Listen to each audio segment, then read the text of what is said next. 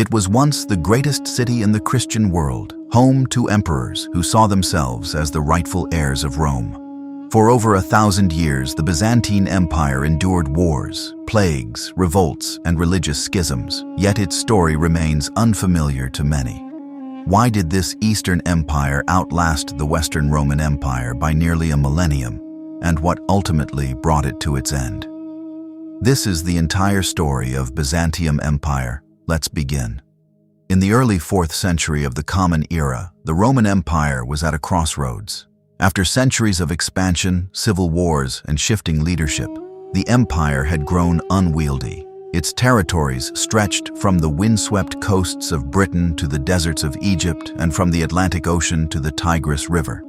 Administering such a vast and diverse realm from a single center, Rome, had become increasingly difficult. And Rome itself, once the heartbeat of imperial power, was no longer well positioned for the demands of governing a changing empire. The man who would recognize this reality and act upon it was Flavius Valerius Constantinus, better known to history as Constantine the Great. Born in the late 3rd century in what is now modern-day Serbia, Constantine rose through the ranks of the Roman military and emerged victorious in a brutal power struggle that had fragmented the empire. By the year 324, he had become the sole ruler of the Roman world. But Constantine was not interested in merely restoring the old order. He sought to transform it. His reign marked the beginning of a new chapter in Roman history, one defined by a stronger imperial center in the east and a closer relationship between the state and the Christian Church. One of Constantine's most consequential decisions was the founding of a new capital city. He chose the site of the ancient Greek colony of Byzantium, located on the Bosporus Strait, as the place where Rome would be reborn. This location was no accident. Byzantium sat at the crossroads of Europe and Asia, with access to both the Aegean and Black Seas.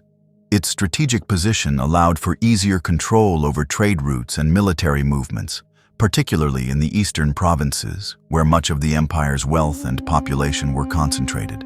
The choice also reflected Constantine's vision of a Christian imperial future. While Rome remained tied to its pagan past and senatorial traditions, the new city would be a Christian capital, free from the weight of Rome's old institutions. In many ways, Constantine was crafting not just a new administrative hub, but a new identity for the empire itself. Construction of the city began in earnest around the year 324. Massive walls were built to enclose the peninsula. Aqueducts were constructed to bring water, and churches were commissioned to reflect the empire's shifting religious character. The city was officially dedicated in the year 330 and named Nova Roma, or New Rome, though it quickly became known as Constantinople, City of Constantine. This moment did not mark the end of Rome, but it marked the beginning of a gradual shift in the center of gravity within the empire. Rome, still revered and symbolically important, would fade in practical significance, while Constantinople grew in wealth, influence, and administrative function. Constantine's founding of the city was accompanied by other sweeping reforms. His monetary policies stabilized imperial finances through the introduction of the gold solidus, a coin that would remain a standard of international trade for centuries. He restructured the military, establishing mobile field armies that could respond to threats along the frontiers. And most notably, he took steps to legally recognize and protect Christianity. While Constantine did not make Christianity the official religion of the empire, he did issue the Edict of Milan in the year 313, which granted religious tolerance to Christians and restored confiscated church property. He also convened the First Council of Nicaea in the year 325, an important moment in the development of Christian orthodoxy. His support of the Church, both politically and financially, ensured that Christianity would become deeply woven into the fabric of the empire's future. It is important to understand that these changes did not happen in a vacuum. The Roman Empire had already been evolving for centuries. The 3rd century was a period of crisis, marked by rapid turnover of emperors, external invasions, and economic instability. In response, earlier emperors like Diocletian had attempted reforms, including dividing the empire into eastern and western halves. Constantine's rise built upon these foundations, but his decision to relocate the capital was a bold and lasting choice. Constantinople, as it grew, mirrored the ambitions of its founder. It became a city of marble palaces, bustling forums, ornate churches, and strong fortifications. It was planned with Roman features, like a senate house and chariot racetrack, but with an eye toward a new eastern-facing world. Latin remained the official language of administration for some time, but over the centuries, Greek would become dominant in everyday life. By the end of Constantine's reign in the year 337, the city he built was already rising in importance. Future emperors would expand upon his vision, strengthening its walls, increasing its population, and reinforcing its role as the imperial capital. Constantine was buried in the Church of the Holy Apostles in Constantinople, a gesture that symbolized his alignment with the Christian faith and his lasting imprint on the city. His tomb, surrounded by 12 empty sarcophagi representing the 12 apostles, cast him not only as a ruler of men, but as a servant of divine purpose. The founding of Constantinople was more than an act of urban planning. It was the start of a new imperial identity. This city would be the heart of an empire that outlived the Western Roman Empire by nearly 1,000 years. Its walls would resist invasions that brought down kingdoms elsewhere.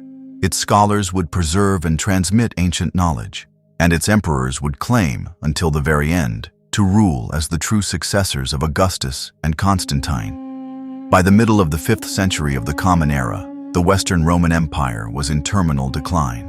Ravaged by repeated invasions, plagued by economic collapse, and fractured by internal power struggles, the western half of the Roman world finally fell when the Germanic chieftain Odoacer deposed the last emperor, Romulus Augustulus, in the year 476. With this act, imperial rule in the West came to an end. But the Roman Empire did not disappear. In the East, it remained intact, governed from Constantinople, administered by Roman law, and still claiming descent from Augustus and Constantine. To many living in the eastern provinces, the events in Italy were distant. Life, government, and commerce continued. The emperor still reigned. The Roman state had not collapsed, it had shifted. The Eastern Roman Empire, which modern historians call the Byzantine Empire, did not yet see itself as something separate. The citizens of Constantinople still called themselves Romans. Their emperors ruled with the same titles. The administration still functioned with Roman laws and customs. Yet slowly, the character of the empire was changing. In practical terms, the East was more stable than the West for several reasons. The eastern provinces, such as Egypt, Syria, and Asia Minor, were wealthier, more urbanized, and better connected through trade routes.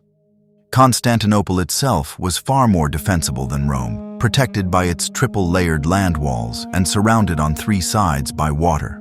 Furthermore, the Eastern emperors had greater access to tax revenue and maintained more control over their military forces. The man ruling the East at the time of the West's fall was Emperor Zeno. His reign was troubled by civil unrest and religious conflict, but Zeno's survival in office during this turbulent period was itself significant. When Odoacer deposed Romulus Augustulus, he did not claim the imperial title for himself. Instead, he formally recognized Zeno as the sole Roman emperor. Though this was a symbolic gesture, it reflected a deeper truth. The East was now the center of imperial legitimacy. Still, the loss of the West presented both a challenge and an opportunity. On the one hand, the Eastern Empire no longer had to contend with rival emperors in Ravenna or Milan. On the other, it now had to manage a broader ideological burden. It claimed to be the one true Roman Empire, but much of what had been considered Roman was now outside of its control. This situation shaped Byzantine identity for centuries to come. The idea that the empire was universal, that it was destined to rule over all Christians, over all Romans, remained central to its political philosophy. Yet, in practice, the empire began to focus inward, strengthening its institutions and redefining its priorities. One of the early signs of this shift was the increasing influence of the imperial court in Constantinople. As the West vanished, the role of the court bureaucracy expanded. Civil servants, palace eunuchs, and imperial advisors played a growing part in decision-making. The imperial household became both a center of power and a stage for intrigue. The emperor's proximity to the church, the senate, and the army meant that palace politics carried real consequences. Religiously, the East also moved along a different path. The 4th and 5th centuries had seen the Christian church struggle to define orthodoxy, especially in the wake of the Council of Nicaea. These debates did not end with Constantine. In fact, they grew more intense. The Eastern Empire faced serious divisions over Christological doctrine, especially over how to understand the divine and human nature of Christ. These controversies, most notably between Chalcedonian Christians and Monophysites, would persist for generations and cause unrest in key provinces like Egypt and Syria. Emperors found themselves drawn into these disputes. The emperor was not simply a secular ruler, he was also seen as a protector of the church and a guardian of orthodoxy. This dual role deepened the empire's connection to Christianity, but also made theological divisions political in nature. Schisms within the church could become flashpoints for rebellion or regional dissent. Despite these challenges, the Eastern Empire retained a strong administrative framework. The tax system, while burdensome, remained efficient. Provincial governors, often drawn from the educated elite, oversaw local affairs. The army was professional and disciplined, even if smaller than its earlier Roman counterpart. Crucially, the empire maintained a strategic focus on its eastern frontiers, particularly against the long-standing rival power of the Sassanid Persian Empire. Relations with the Persians during this era were complex. The two empires, Rome in the east and Persia to its southeast, had been rivals for centuries. Periods of open warfare alternated with long stretches of uneasy peace. Trade continued across borders even during hostile moments, and diplomatic marriages or exchanges were not uncommon. Yet each side viewed the other as a potential threat to its survival. One of the most important developments in the late 5th and early 6th centuries was the rise of new threats from outside the traditional Roman-Persian rivalry. On the northern borders, various Germanic and steppe tribes had begun to move into former Roman lands. The Ostrogoths, led by Theodoric the Great, established a kingdom in Italy. The Vandals had seized North Africa. Visigoths controlled parts of Spain. These were not minor raids. They were the foundations of new kingdoms on what had once been Roman territory. The Eastern Empire did not immediately respond with force. Instead, it observed and waited. It signed treaties when necessary, bribed potential enemies, and sought to maintain influence through diplomacy. The empire's strategy during this period was cautious, focused more on preserving what remained than trying to reclaim what was lost. Yet this conservative approach would not last forever. In the early 6th century, a new emperor would come to power in Constantinople with a radically different vision. He believed that the empire could and should reclaim its former glory. His name was Justinian, and his reign would usher in one of the most ambitious periods of military and legal reform in Byzantine history. But before his rise, the Eastern Roman Empire had already begun its transformation. Though its people still called themselves Romans and its emperors still wore the purple, the world around them was changing. The Latin West had given way to barbarian kingdoms. The church had become central to state authority. The imperial capital was no longer Rome, but Constantinople, and the legacy of Rome now rested in Eastern hands. In the early 6th century, a new emperor rose to the throne of the Eastern Roman Empire, one whose reign would leave an enduring mark on Byzantine history. His name was Justinian, later known as Justinian the Great, and his rule represented one of the most transformative and ambitious eras of the empire. From sweeping military campaigns to codifying Roman law and commissioning some of the most iconic architecture of the medieval world, Justinian sought nothing less than the restoration of Roman greatness. Justinian was born around the year 482 in a village in the Roman province of Dardania, located in the Balkans. He was not born into wealth or high status, but his uncle, Justin, served in the imperial guard and eventually rose to the position of emperor.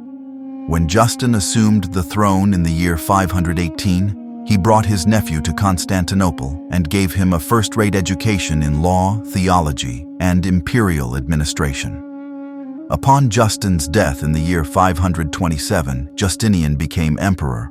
From the beginning of his reign, Justinian aimed high. His vision was to reassert Roman control over the western territories lost to Germanic kingdoms, restore centralized imperial authority, and consolidate religious unity within the empire. These goals demanded immense resources, unwavering will, and a capable team of generals and administrators. One of Justinian's most trusted military commanders was Belisarius, a brilliant general who would play a central role in the emperor's campaigns. Under Belisarius, the Byzantine army launched a series of military expeditions aimed at reclaiming former Roman lands. The first major target was the Vandal kingdom in North Africa. In the year 533, Belisarius led a fleet across the Mediterranean and defeated the Vandals in a matter of months, restoring the rich province of Carthage to imperial control. Emboldened by this success, Justinian turned his attention to Italy, which had been ruled by the Ostrogoths since the late 5th century. Beginning in the year 535, Belisarius launched a protracted campaign to seize Italy. The conflict, known as the Gothic War, would last nearly 2 decades. While Belisarius initially captured Rome and Ravenna, the campaign dragged on as new Gothic leaders emerged, and the war devastated much of the Italian peninsula. In the end, the Byzantines prevailed, but at great cost. Simultaneously, the empire waged campaigns in the east against the Sassanid Persians. Although these conflicts produced mixed results, they showcased Justinian's determination to defend and, where possible, expand the empire's frontiers on multiple fronts. Yet, Justinian's ambitions extended beyond the battlefield. One of his most enduring legacies was the comprehensive reform of Roman law. Over centuries, Roman legal texts had become vast, contradictory, and unwieldy. In the year 529, Justinian appointed the jurist Tribonian to lead the effort to organize and clarify this body of law. The result was the Corpus Juris Civilis, or Body of Civil Law, a multi-volume compilation that included the Codex Justinianus, the Digest, the Institutes, and later, the Novellae. This legal code did more than tidy up Roman jurisprudence. It created a coherent system of law that would shape Byzantine governance for centuries. Even more remarkably, the Corpus Juris Civilis would later influence the development of civil law traditions across Europe and remain a foundational text in modern legal systems. Justinian also left a profound mark on the religious life of the empire. A staunch Christian, he saw himself as a defender of orthodoxy and used imperial power to promote religious unity. He actively persecuted heretical groups, including Arians, Monophysites, and pagans, and sought to align the church more closely with the state. His religious policies, however, often created as much tension as unity. The Monophysite controversy, which centered on the nature of Christ, continued to divide Christians in the eastern provinces. While Justinian tried to enforce Chalcedonian orthodoxy, his efforts alienated large segments of the population, especially in Egypt and Syria, where monophysitism had deep roots. Despite these internal divisions, Justinian's reign was marked by extraordinary cultural and architectural achievements. Nowhere is this more evident than in the construction of the Hagia Sophia in Constantinople. Following the destruction of the earlier church during the Nika riots, a massive uprising that had nearly overthrown Justinian, he ordered the building of a new and grander church.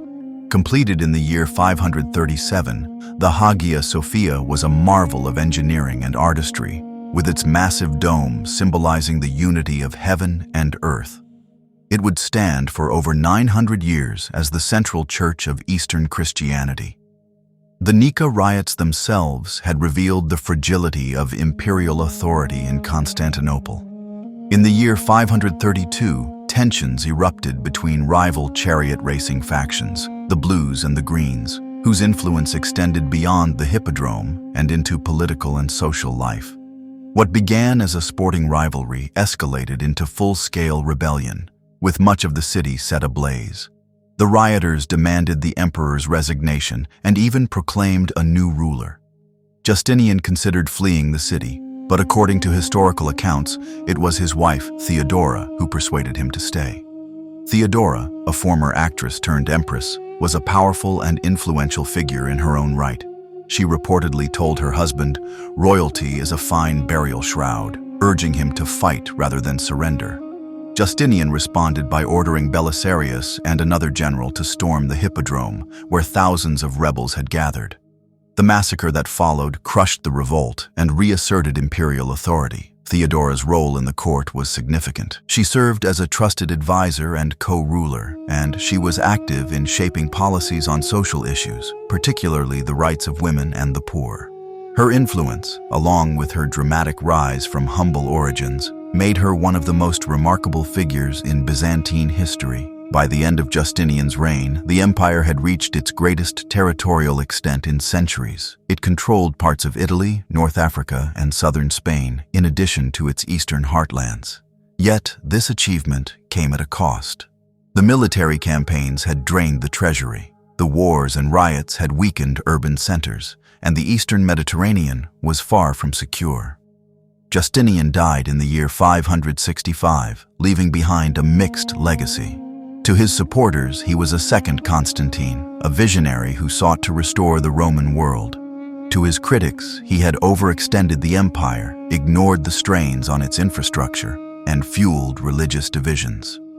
In the midst of Justinian's ambitious campaigns to restore the Roman Empire's lost grandeur, an invisible threat emerged, one that would test the very foundations of the Byzantine state. Beginning in the year 541, a deadly pandemic swept across the eastern Mediterranean and beyond, halting imperial expansion and ushering in a period of demographic collapse and economic strain. This event, known as the Plague of Justinian, was one of the first recorded pandemics in history, and its effects were devastating. The origins of the outbreak are believed to trace back to Egypt, then a vital grain-producing province of the empire. From there, the disease traveled along the trade routes that connected the empire's vast territories. It reached Constantinople in the spring of 541 and quickly overwhelmed the city's defenses. Not military walls or armies, but its public health infrastructure, which was woefully unequipped to face such a crisis. Contemporary accounts, most notably that of the historian Procopius, describe the plague's arrival with grim clarity. According to his record, as many as 5,000 people died each day in Constantinople at the height of the outbreak.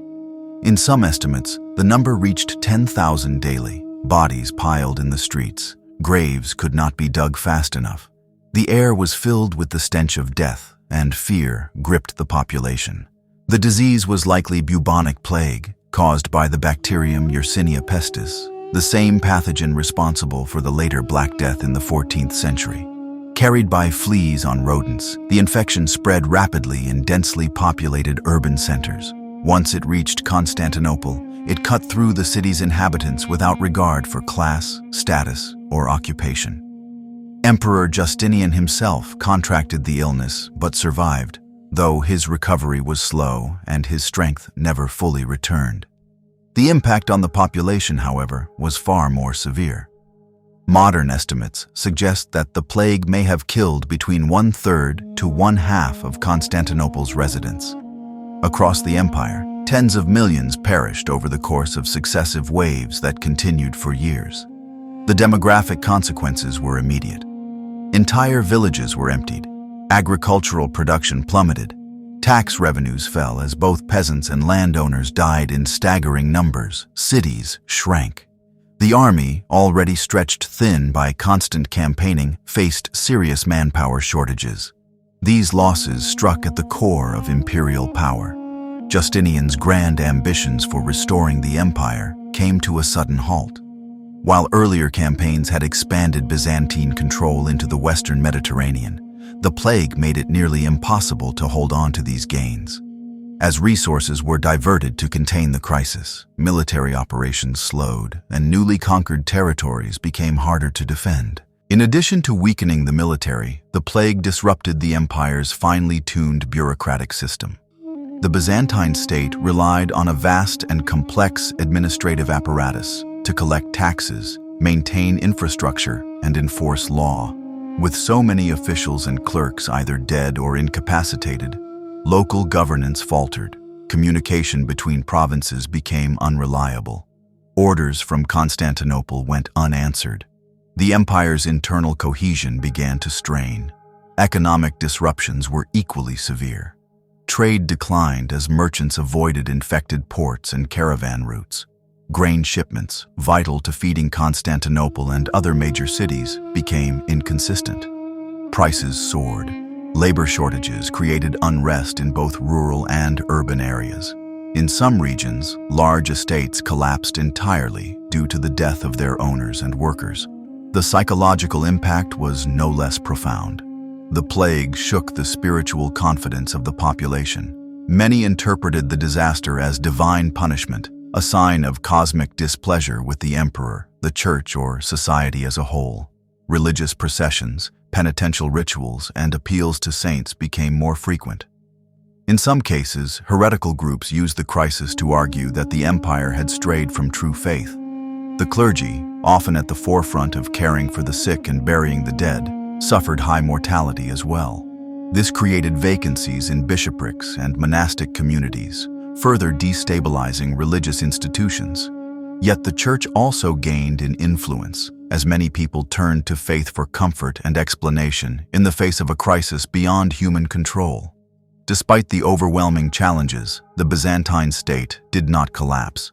The survival of the empire in the face of such a catastrophe is a testament to the resilience of its structures. However, the plague marked a turning point. The empire that emerged from this crisis was more cautious, more defensive, and more constrained in its ambitions. One of the clearest consequences was the shifting focus of imperial policy. In the years following the initial outbreak, Justinian and his successors turned increasingly inward. Resources that had once supported military expeditions were redirected toward reconstruction, both physical and administrative. Public works resumed in Constantinople, but on a smaller scale. Fortifications were repaired, roads were cleared, rural populations were resettled, where possible. At the same time, the empire's geopolitical situation began to change. The Western conquests, especially in Italy, became harder to maintain. The long and bloody Gothic War had left the peninsula in ruins, and now, with fewer soldiers and less money, Byzantine control was increasingly tenuous. In some regions, local rulers began to assert autonomy, foreshadowing the fragmentation that would characterize later centuries. The eastern frontier also posed renewed challenges. The Sassanid Empire, though also affected by the plague, remained a powerful rival. Border skirmishes and diplomatic tensions persisted, and the weakened state of the Byzantine army limited its capacity to respond forcefully. Yet, even as the empire contracted in some areas, it adapted. The state introduced tax remissions in regions hit hardest by the plague, an acknowledgement that economic hardship could not be met with rigid demands. Monasteries and church institutions, which had been less reliant on the centralized bureaucracy, became more important providers of social services. In rural areas, local landowners took on greater roles in maintaining order, a trend that would later influence the feudal structures of the medieval world. Culturally, the trauma of the plague influenced how people saw the world and their place in it. Histories, sermons, and hagiographies written during and after the outbreak reflected a deep sense of vulnerability, yet they also emphasized survival, divine mercy, and renewal. By the time the worst of the plague subsided in the mid-40s of the 6th century, the empire was fundamentally altered. Justinian remained on the throne, but his vigor had faded. The grand project of reconquest gave way to the more pressing task of preservation. The Hagia Sophia still stood in majesty. The Corpus Juris Civilis remained in force. But the empire's boundaries were now harder to defend, its population diminished, and its confidence shaken.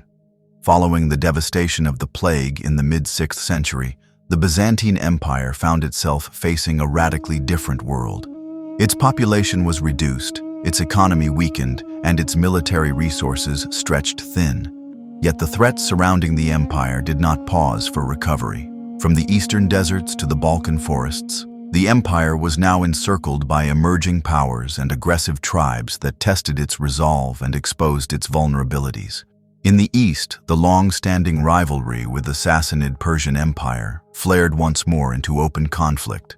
The Sassanids, ruled at various points by kings such as Khosrow I and his successors, had recovered more quickly than Byzantium from the pandemic's blow. By the late 6th century, they launched renewed offensives into Byzantine territory, exploiting the empire's weakened condition.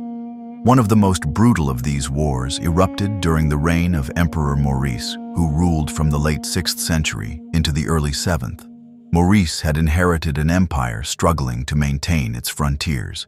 He attempted to stabilize the Balkans through a combination of military campaigns and diplomatic alliances, while also managing increasingly frequent clashes with Persia.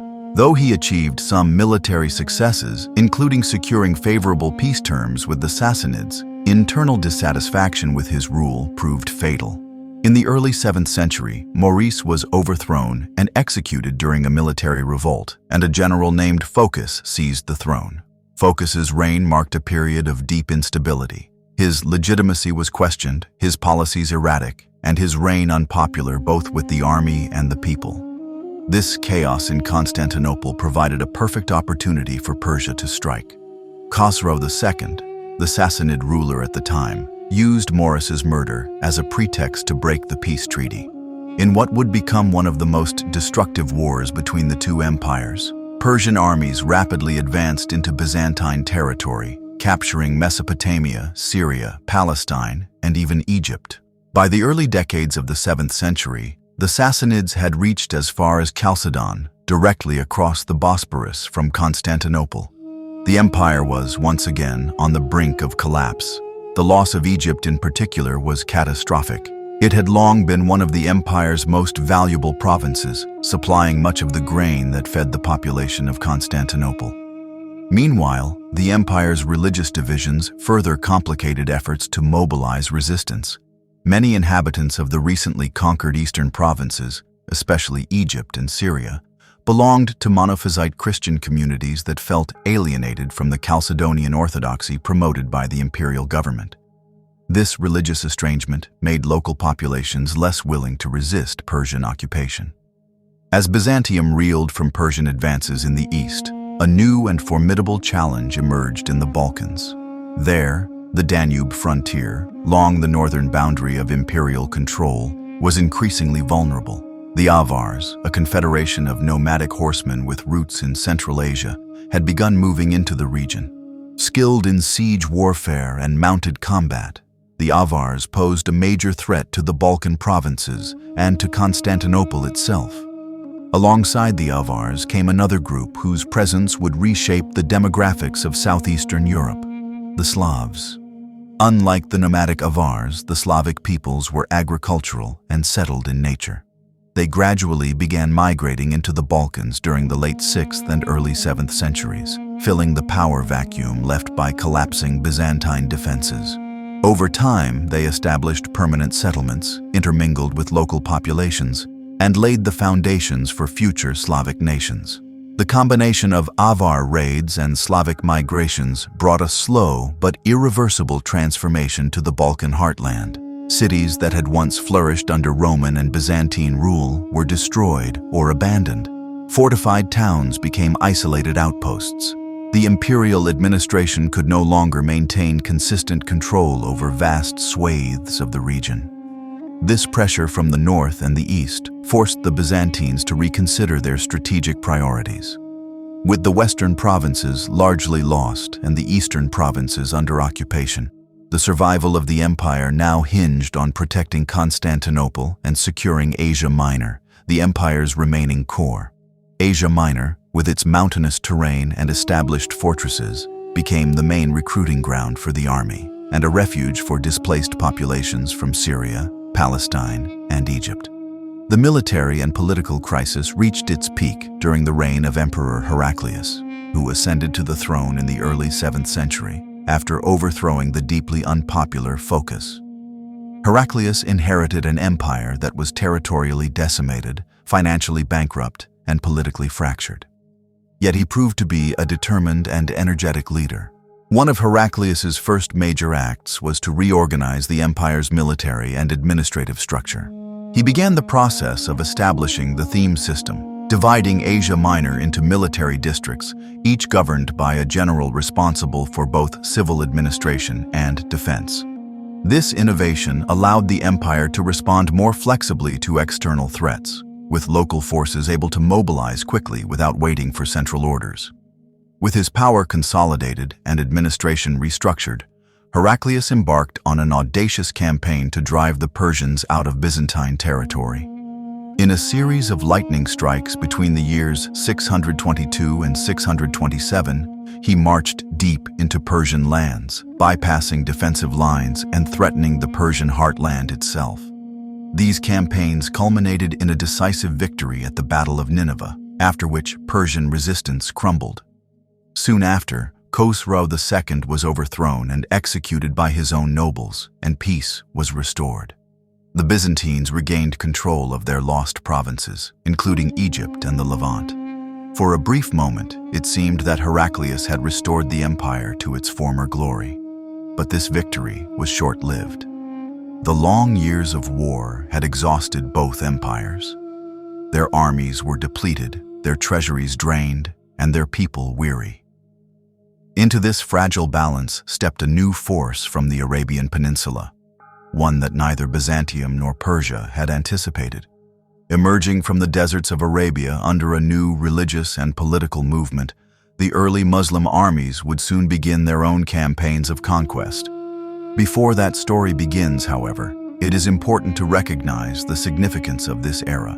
The Byzantine Empire's survival in the face of simultaneous Persian, Avar, and Slavic aggression was remarkable. It demonstrated the empire's capacity for adaptation, its reliance on strategic geography, and the resilience of its administrative systems. But it also exposed deep structural weaknesses, religious divisions, demographic decline, and regional instability that would shape the course of its history in the coming decades. The 7th century was a time of constant warfare and transformation, during which the Byzantine Empire both lost and regained enormous territories. Yet, the empire that emerged by the end of Heraclius's campaigns was not the same one that had existed a century earlier. Its population was smaller, its borders contracted, and its identity increasingly distinct from the Latin West. As the Byzantine Empire emerged from its exhausting conflict with the Sassanid Persians in the early 7th century, a new and unprecedented threat began to rise from the south. Unlike the old enemies of Byzantium, Persians, Goths, or nomads, this new force was ideological, military, and civilizational all at once. From the deserts of the Arabian Peninsula, the followers of a new faith, Islam, burst onto the world stage and, within a few decades, would change the political and religious map of the Eastern Mediterranean forever. The rise of Islam began with the teachings of the Prophet Muhammad in the early 7th century in the city of Mecca. After his death, the Rashidun Caliphate, the first Islamic state, emerged under his successors, known as the rightly guided caliphs. Within just a few years, these early caliphs launched a series of rapid military campaigns that brought them into direct confrontation with both the Byzantine and Sassanid empires. This expansion was fueled not only by religious conviction, but also by political unification among the Arab tribes, economic necessity, and opportunism. For the Byzantine Empire, the timing could not have been worse. The wars with Persia had left the eastern provinces politically unstable and militarily depleted. Although Emperor Heraclius had won a celebrated victory over the Sassanids, his forces were exhausted, the treasury was drained, and large sections of the population, particularly in Syria and Egypt, were religiously alienated from Constantinople due to the ongoing Christological controversies. The first major clash between the Byzantines and the Arab forces occurred in the early 630s. One of the pivotal moments came at the Battle of Yarmouk, fought near the borders of modern-day Syria and Jordan. In this engagement, the Byzantine army was decisively defeated by the forces of Caliph Umar under the leadership of Khalid ibn al-Walid. Yarmouk marked a turning point. It shattered Byzantine power in Syria and opened the gates for the Islamic conquest of the Levant. Following this victory, Arab forces rapidly moved to seize other key provinces. Damascus fell, followed by Jerusalem. These were not just territorial losses, but deeply symbolic ones. Jerusalem, in particular, held immense religious significance as a Christian holy city. The fall of these centers signaled the beginning of a new religious and cultural era in the region. The Arab armies did not stop with the Levant. By the mid-7th century, they had advanced into Egypt, then one of the most valuable provinces of the Byzantine Empire. Egypt's fertile lands and grain exports had long been central to the empire's economy. But Byzantine control of Egypt was not just economic, it was symbolic of the empire's Roman and Christian identity. Its loss to the Caliphate represented a serious blow to both Byzantine prestige and practical capacity. The conquest of Egypt was relatively swift. The Byzantine garrisons were undermanned, and the local population, largely monophysite in religious orientation, had little loyalty to Constantinople. Many Egyptians viewed the Arab conquerors as preferable to imperial officials who had long persecuted their beliefs. This ambivalence, or in some cases, passive support, made resistance fragmented and ineffective. By the end of the 7th century, the Byzantine Empire had lost not only Syria and Egypt, but also parts of Mesopotamia and Armenia. These regions had once been the heartlands of Hellenistic and Christian civilization. Now they became part of a new Islamic world, governed from Damascus by the Umayyad Caliphate. The rapid loss of these provinces forced the Byzantines to confront a radically altered reality. The imperial borders were now dramatically reduced. The empire's population was smaller, its tax base diminished, and its reach across the Mediterranean curtailed. The idea of Byzantium as a universal empire began to give way to a more modest, regional self-conception. Yet the empire did not collapse. One of the most remarkable aspects of this period is that Byzantium, despite suffering the most catastrophic losses in its history, managed to adapt and survive. One of the empire's strengths was the resilience of Constantinople itself. Protected by formidable land and sea walls, and supplied through strategic control of sea lanes in the Aegean and the Black Sea, the city remained unconquered, even as surrounding provinces fell. It became not only the political center of the empire, but also its psychological and spiritual anchor. This was demonstrated vividly during the First Arab Siege of Constantinople, which took place in the 670s under the Umayyad Caliphate. The Arab navy, having secured bases in Syria and Egypt, sailed north to challenge the capital directly. For years, the siege continued intermittently, with Arab fleets blockading the Bosporus and launching repeated assaults. But the Byzantines held firm. One of the empire's most important defensive innovations during this time was the use of Greek fire, a mysterious incendiary weapon projected from ships that could ignite enemy vessels even on water. The exact composition of Greek fire remains unknown, but its psychological and tactical impact was profound. It gave the Byzantines naval superiority and helped break the siege. The defense of Constantinople during this period preserved the existence of the Byzantine state and likely changed the course of European history. While military resilience played a key role, so too did administrative adaptation. Facing a much reduced empire, Byzantine rulers began to reform how the state was organized. One of the key developments was the further evolution of the theme system, which allowed local military governors to take responsibility for both civil and military affairs. This decentralized structure reduced the burden on the imperial capital and allowed for quicker regional responses to threats.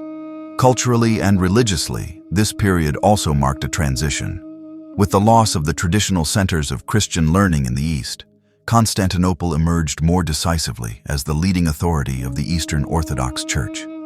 The Patriarch of Constantinople now played a central role in defining doctrine, maintaining ecclesiastical order, and advising the emperor.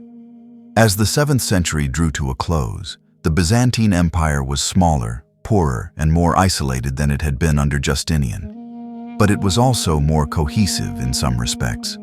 The religious and linguistic diversity of the earlier empire had given way to a more uniformly Greek-speaking and Chalcedonian Christian population. The cultural synthesis of Roman administration, Christian faith, and Hellenic traditions formed the backbone of what we now call Byzantine civilization. The Arab conquests, though devastating, forced Byzantium to adapt. No longer could it imagine itself as the center of a world empire ruling over multiple peoples and faiths. Instead, it began to see itself as a Christian bulwark, preserving the faith and traditions of the Roman world in a sea of new powers and rising ideologies. In the 8th and 9th centuries, long after the loss of the empire's richest provinces and the defense of Constantinople against Arab sieges, the Byzantine Empire faced a new conflict, one not driven by foreign armies, but by a fierce internal debate over the meaning of sacred images. This period, known as the Iconoclast Controversy, would dominate Byzantine politics and religious life for over a century. It divided emperors and patriarchs, monks and generals, families and congregations. At stake was more than just theology. It was a battle over the nature of imperial authority, the relationship between church and state, and the identity of Byzantine Christianity itself. The controversy began during the reign of Emperor Leo III, who ruled from the early 8th century. In the year 726, Leo issued an edict condemning the veneration of icons, religious images depicting Christ, the Virgin Mary, and the saints. This action shocked much of the empire and set in motion a series of events that would shake the Byzantine world to its core. Leo's motivations remain the subject of scholarly debate. Some argue that his actions were influenced by Islamic and Jewish aniconism. Both traditions forbade religious imagery and were growing in power in neighboring regions. Others suggest political motives. By attacking the influence of monasteries, which were strongholds of icon veneration and often independent of imperial control, Leo could centralize authority and reassert the power of the state. Whatever his reasons, the result was immediate and explosive. Icon veneration was deeply embedded in Byzantine religious life. For centuries, icons had played a central role in worship, public processions, and private devotion. They were believed to mediate divine presence and were credited with miracles and protection, especially during sieges and disasters. To declare them forbidden was not simply a theological correction, it was an assault on the spiritual habits of the population. The edict led to widespread unrest. In Constantinople, riots broke out. In some provinces, imperial officials enforcing the new policies faced open rebellion. Monasteries became centers of resistance as monks refused to abandon their icons and, in many cases, were arrested, exiled, or even killed. Theologians entered the fray, and sharp lines were drawn between iconoclasts, those who opposed the use of images, and iconodules, those who defended them. Iconoclasts argued that the use of images in worship violated the biblical prohibition against graven images and risked idolatry. Iconodules countered that Christ's incarnation made visible depiction possible and even necessary. Since God had taken human form, it was not only acceptable but spiritually meaningful to represent him. The controversy escalated under Leo's son and successor, Emperor Constantine V. He was an even more aggressive iconoclast than his father and carried out widespread persecution of iconodules. A major council held in the imperial palace in the year 754 condemned the veneration of icons as heretical. Under Constantine's rule, thousands of icons were destroyed and churches were stripped of their sacred images. Monastic property was confiscated, and those who resisted faced imprisonment or execution. This period of iconoclast enforcement marked one of the most authoritarian moments in Byzantine religious history. The empire was not only purging images, but also redefining the relationship between the emperor and the church. Emperors claimed the right to dictate doctrine and impose it by law. Patriarchs who opposed iconoclasm were replaced with compliant ones. The Byzantine ideal of symphonia, a balanced harmony between church and state, tilted decisively toward imperial dominance. Yet, the iconoclastic policies did not go unchallenged. Among the most vocal defenders of icons was John of Damascus, a monk living under Muslim rule outside Byzantine territory. He wrote passionate theological defenses of icons, arguing that images educated the faithful, honored, not worshipped, the holy figures they depicted, and affirmed the reality of the incarnation. Though outside the empire, his writings became foundational texts for the iconodule cause. Over time, opposition to iconoclasm grew stronger, particularly as imperial fortunes declined. The military victories of earlier iconoclast emperors gave way to defeats, and many began to question whether iconoclasm had invited divine displeasure. The idea that icons protected the empire had not vanished from popular belief. A turning point came with the death of Emperor Constantine V's son, Leo IV, and the regency of his wife, Empress Irene. As regent for her young son Constantine VI, Irene ruled in her own right during the late 8th century and was a committed iconodule. In the year 787, she convened the Second Council of Nicaea, which formally restored the veneration of icons. This council, recognized by both the Eastern and Western churches at the time, reaffirmed that icons were a legitimate part of Christian worship and should be treated with reverence, not destroyed. The restoration of icon veneration was a major victory for the monastic movement and a reassertion of ecclesiastical authority. However, it was not the end of the controversy. After a brief return to stability, a second wave of iconoclasm emerged in the early 9th century under Emperor Leo V. Once again, icons were removed from churches, and iconodules were persecuted. This second phase was less intense than the first, but nonetheless prolonged the period of religious strife. The final resolution came during the reign of Empress Theodora, who served as regent for her son Michael III. In the year 843, she oversaw the definitive restoration of icon veneration, an event commemorated annually in the Eastern Orthodox Church as the Triumph of Orthodoxy. This final settlement affirmed the theological position of the iconodules and marked the end of official iconoclasm in the Byzantine Empire. The century-long conflict had lasting consequences. It left deep scars in the Byzantine church and society, weakened monastic institutions in some areas, and created enduring tensions between imperial authority and ecclesiastical independence. Yet it also clarified and solidified theological positions that would shape Eastern Orthodoxy for centuries. In broader terms, the Iconoclast Controversy exposed the fragility of Byzantine unity in the face of internal ideological division. At a time when the empire was under constant external threat, its energies had been consumed by internal persecution and doctrinal struggle. The period weakened the empire's ability to project power and maintain stability, even as it forged a sharper religious identity. The controversy also contributed to growing estrangement between the Eastern and Western churches. While the Pope in Rome had supported the iconodules and recognized the Second Council of Nicaea, the back-and-forth nature of Byzantine policy created confusion and mistrust. The authority of the Pope and the claims of the Byzantine emperors to oversee doctrine increasingly diverged, laying groundwork for future divisions.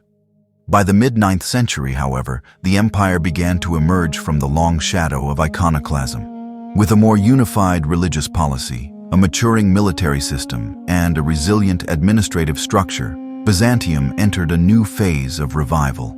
This would become the foundation for what historians now call the Macedonian Renaissance, a cultural and military flowering that would carry the empire into its next golden age. Following the religious and political turmoil of the Iconoclast Controversy, the Byzantine Empire found itself in need of renewal. Its borders had contracted, its internal unity had been shaken, and the memory of past glories seemed distant.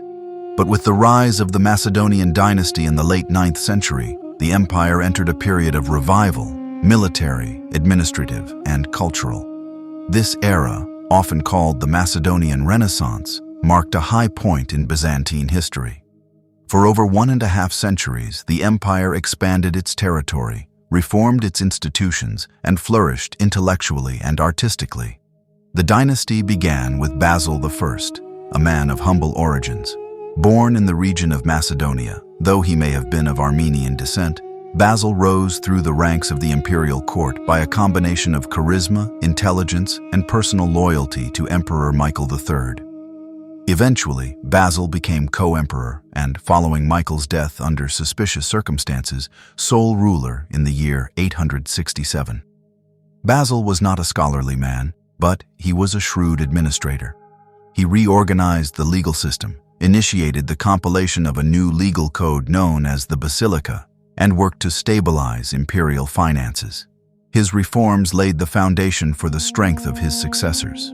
Though his reign was marked more by consolidation than conquest, it initiated a period of internal recovery and institutional growth. The real flowering of the Macedonian period began under his son, Leo VI, known as Leo the Wise. Leo was a deeply learned emperor, fluent in theology, philosophy, and classical literature. Under his reign, which began in the late 9th century, the court became a center of intellectual activity. Legal reforms continued, and Leo expanded and clarified his father's code. He also issued his own legal treatises and sermons, seeking to combine imperial authority with moral and religious guidance. Leo VI also faced military challenges. The empire was under pressure from several fronts: Arab raids in the east, Bulgarian expansion in the Balkans, and instability in southern Italy. While Leo's military campaigns were not always successful, he strengthened the navy and reasserted Byzantine presence in the Mediterranean. Under Constantine VII, Leo's son, the cultural and administrative revival deepened. Constantine is remembered not only as an emperor, but also as a scholar. He personally commissioned and contributed to several important works, including De Administrando Imperio, a political and geographic manual intended to guide future rulers, and De Ceremoniis, which described the elaborate rituals of the imperial court. These texts reveal much about the ideology of the Macedonian court. The emperor was presented not only as a ruler, but as a guardian of divine order, presiding over a world shaped by tradition, law, and orthodoxy. The court rituals emphasized continuity with Roman grandeur while distinctly expressing a Byzantine identity, Christian, Greek-speaking, and rooted in Constantinople. The military fortunes of the empire began to turn decisively under the reign of Nikephoros Phocas and later John Tzimiskes, both of whom came from elite military families. Nikephoros, who became emperor in the 10th century, had previously led successful campaigns against the Arabs in the east. As emperor, he recaptured Crete, which had been under Muslim control for over a century, restoring Byzantine dominance in the eastern Mediterranean. His campaigns continued in Asia Minor and Syria, reclaiming important cities and fortresses. Nikephoros was a deeply ascetic man, often sleeping on a bare board and wearing coarse garments under his imperial robes. His austere personality and heavy taxation made him unpopular, and he was eventually assassinated in a palace coup led by his own general and successor, John Tzimiskes. John continued the military efforts, achieving victories in the east and reaffirming imperial influence in the Balkans. He also re-established friendly ties with the church and court elites, mending the tensions that had grown under Nikephoros. These military successes boosted morale across the empire and helped finance further administrative and cultural growth. The pinnacle of the Macedonian Renaissance came under Basil II, one of the longest reigning and most formidable emperors in Byzantine history. Known as the Bulgar Slayer, Basil II ruled for nearly 5 decades at the turn of the 11th century. He spent much of his reign engaged in military campaigns, especially in the Balkans, where the Bulgarian Empire under Tsar Samuel had risen as a serious threat. The war against Bulgaria was long and brutal, marked by sieges, ambushes, and shifting alliances. Basil pursued a relentless strategy, gradually wearing down Bulgarian resistance. After the decisive Battle of Kleidion, Basil reportedly ordered thousands of captured Bulgarian soldiers to be blinded, sending them back to their Tsar in a shocking display of psychological warfare. The Bulgarians surrendered shortly after, and their territory was incorporated into the Byzantine Empire. Basil II also campaigned successfully in Armenia and the Caucasus, extending Byzantine influence further east. His reign marked the height of medieval Byzantine territorial expansion. From the Adriatic Sea in the west to the Euphrates River in the east, and from the Danube in the north to the eastern Mediterranean coast, the empire stood once more as a dominant power. Domestically, Basil was known for his strict control over the aristocracy. He curtailed the power of large landowners, especially in Asia Minor, and ensured that imperial authority remained centralized. Unlike many of his predecessors, Basil did not prioritize court pageantry or cultural pursuits. He was a soldier emperor focused on discipline, administration, and military success. Culturally, however, the Macedonian era remained vibrant. This was a time when classical texts were copied and preserved, when schools in Constantinople trained bureaucrats in law and rhetoric, and when art and architecture reflected both imperial grandeur and Christian devotion. Mosaic art reached new heights, as did manuscript illumination. The blending of Hellenic, Christian, and Roman traditions gave Byzantine culture its distinctive form during this period. Diplomatically, the empire reasserted its status in the Christian world. The marriage of Princess Anna, Basil II's sister, to Prince Vladimir of Kiev helped initiate the Christianization of Kievan Rus and established Byzantine religious and cultural influence in the Slavic world. This alliance would have enduring consequences, shaping Orthodox Christianity far beyond the empire's borders. By the end of Basil's reign in the mid-11th century, the empire appeared strong, stable, and ascendant. But beneath the surface, challenges loomed. Basil had no heirs, and after his death, the imperial succession passed to weaker rulers. The very structures that Basil had held together through personal strength began to erode. Powerful aristocratic families sought to regain lost privileges. The balance between central authority and local power grew fragile. Still, the Macedonian Renaissance left a deep legacy. It demonstrated that the Byzantine Empire could not only survive disaster, but reinvent itself. After centuries of invasion, loss, and internal strife, Byzantium had re-emerged as a confident and creative power. Its military successes, legal reforms, and cultural achievements during this period helped shape both its identity and its image for centuries to come. While the Byzantine Empire reached a new peak of territorial expansion and internal strength during the Macedonian period, its influence was not limited to military conquests or imperial borders. It also expanded outward through cultural transmission, diplomacy, and religion. Among the most enduring legacies of this period was the Christianization of the Slavic peoples and the extension of Byzantine religious, artistic, and political traditions across Eastern Europe. The Slavs had entered the historical stage in earlier centuries, migrating into the Balkans and surrounding regions during the empire's most turbulent years. But by the 9th and 10th centuries, many Slavic tribes and emerging states began to organize themselves into more centralized polities. As these new powers grew in size and complexity, they entered into deeper relations with their neighbors, including Byzantium. Religious conversion was one of the empire's most powerful tools of influence. In the Byzantine worldview, spreading Orthodox Christianity was not simply a missionary task, but also a political and civilizing mission. The emperor, as God's chosen ruler, had a sacred duty to guide non-Christian peoples toward salvation and to integrate them into the Christian oikumene, the community of the faithful.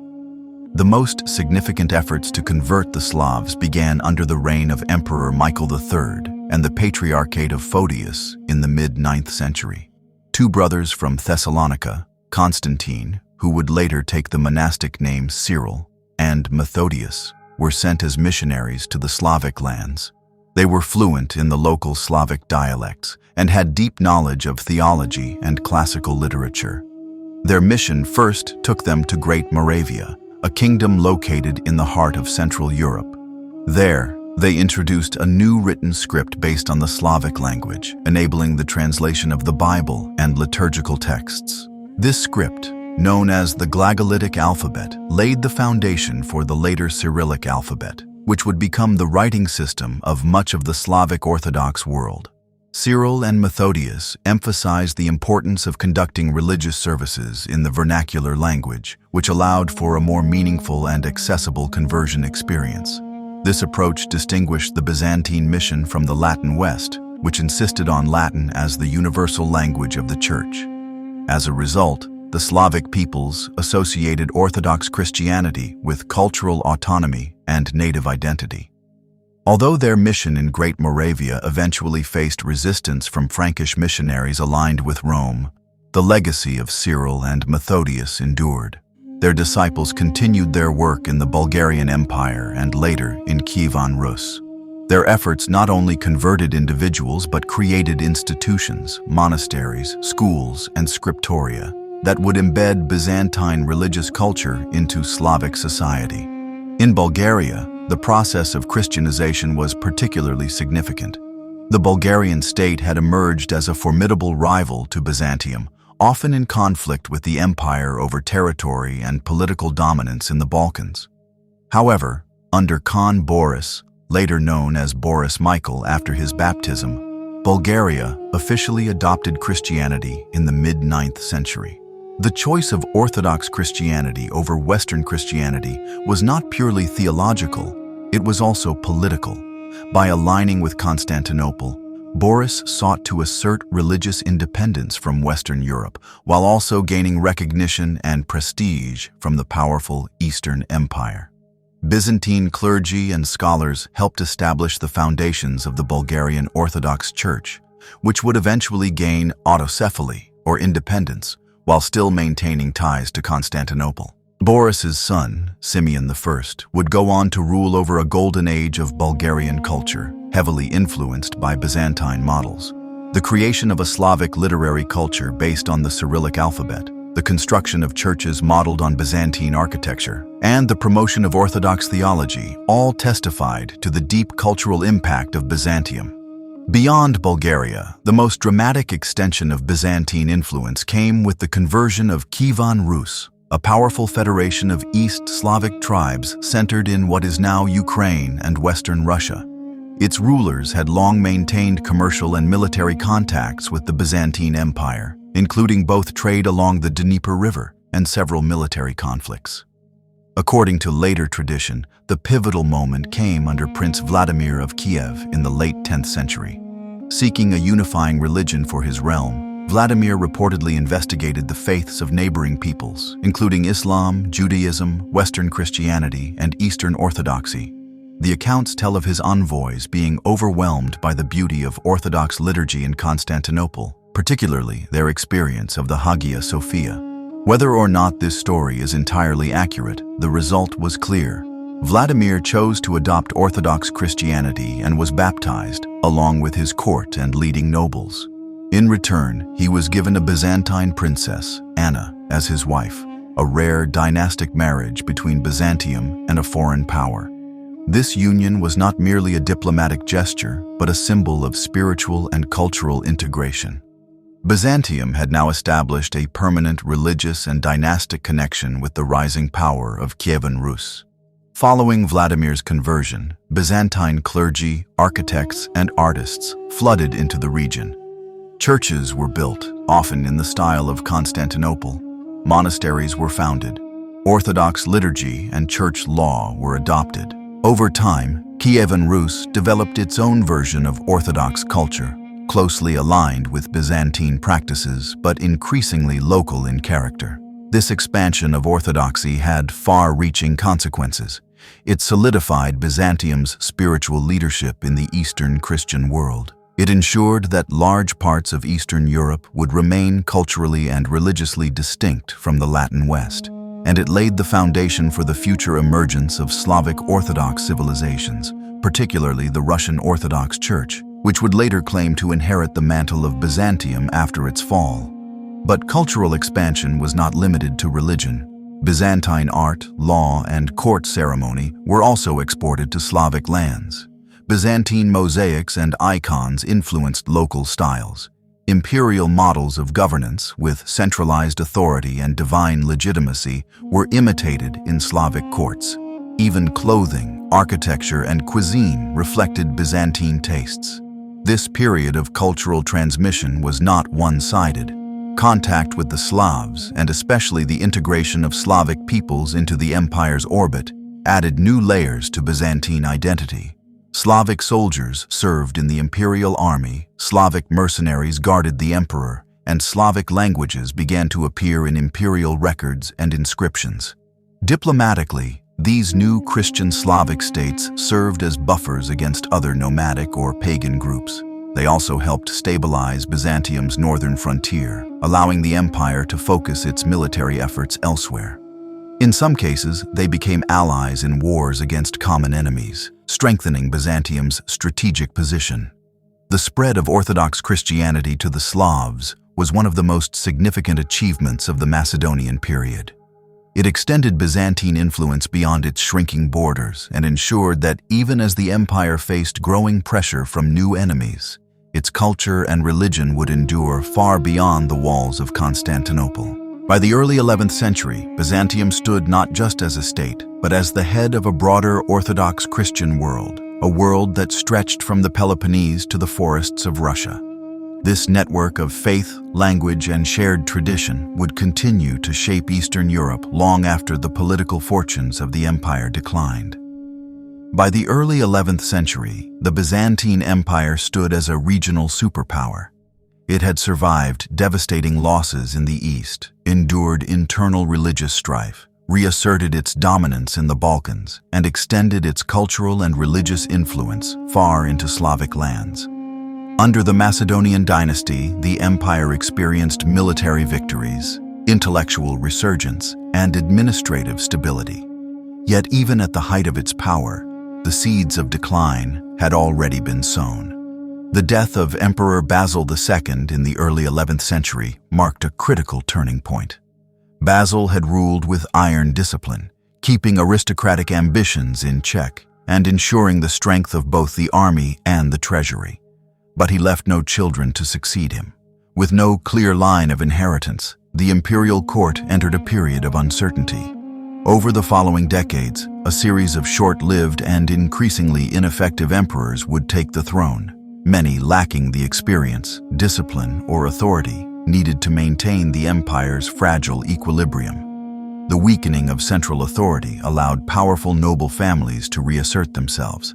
Landed aristocrats in Asia Minor, many of whom had served in the army under Basil II, began consolidating large estates. These magnates not only undermined the old system of free peasant soldiers, but also challenged imperial taxation, reducing the financial base of the state. Without consistent tax revenue and a reliable supply of manpower, the once formidable Byzantine military system began to unravel. The military decline was further exacerbated by policy changes under the new emperors. Instead of investing in the training and support of native troops, many emperors relied increasingly on foreign mercenaries. These soldiers of fortune, drawn from all corners of Europe and beyond, lacked loyalty to the empire and were expensive to maintain. While they could provide short-term support in emergencies, their presence weakened the long-standing tradition of citizen soldiers who had once formed the backbone of Byzantine defense. Court politics also became increasingly unstable. Factionalism at court, often fueled by rival noble families and competing bureaucrats, led to frequent conspiracies, assassinations, and palace coups. The throne became a prize sought through manipulation rather than merit, and emperors found themselves more preoccupied with court survival than with effective governance. One particularly illustrative example of this decline was the reign of Emperor Constantine IX Monomachos. While he came to power through dynastic marriage, his rule was marked by extravagance, corruption, and military negligence. He disbanded provincial militias to cut costs, weakening local defense structures. At the same time, he favored intellectuals and court officials over experienced generals, further alienating the military class. This shift toward an over-centralized and bureaucratic administration eroded the practical capabilities of the empire.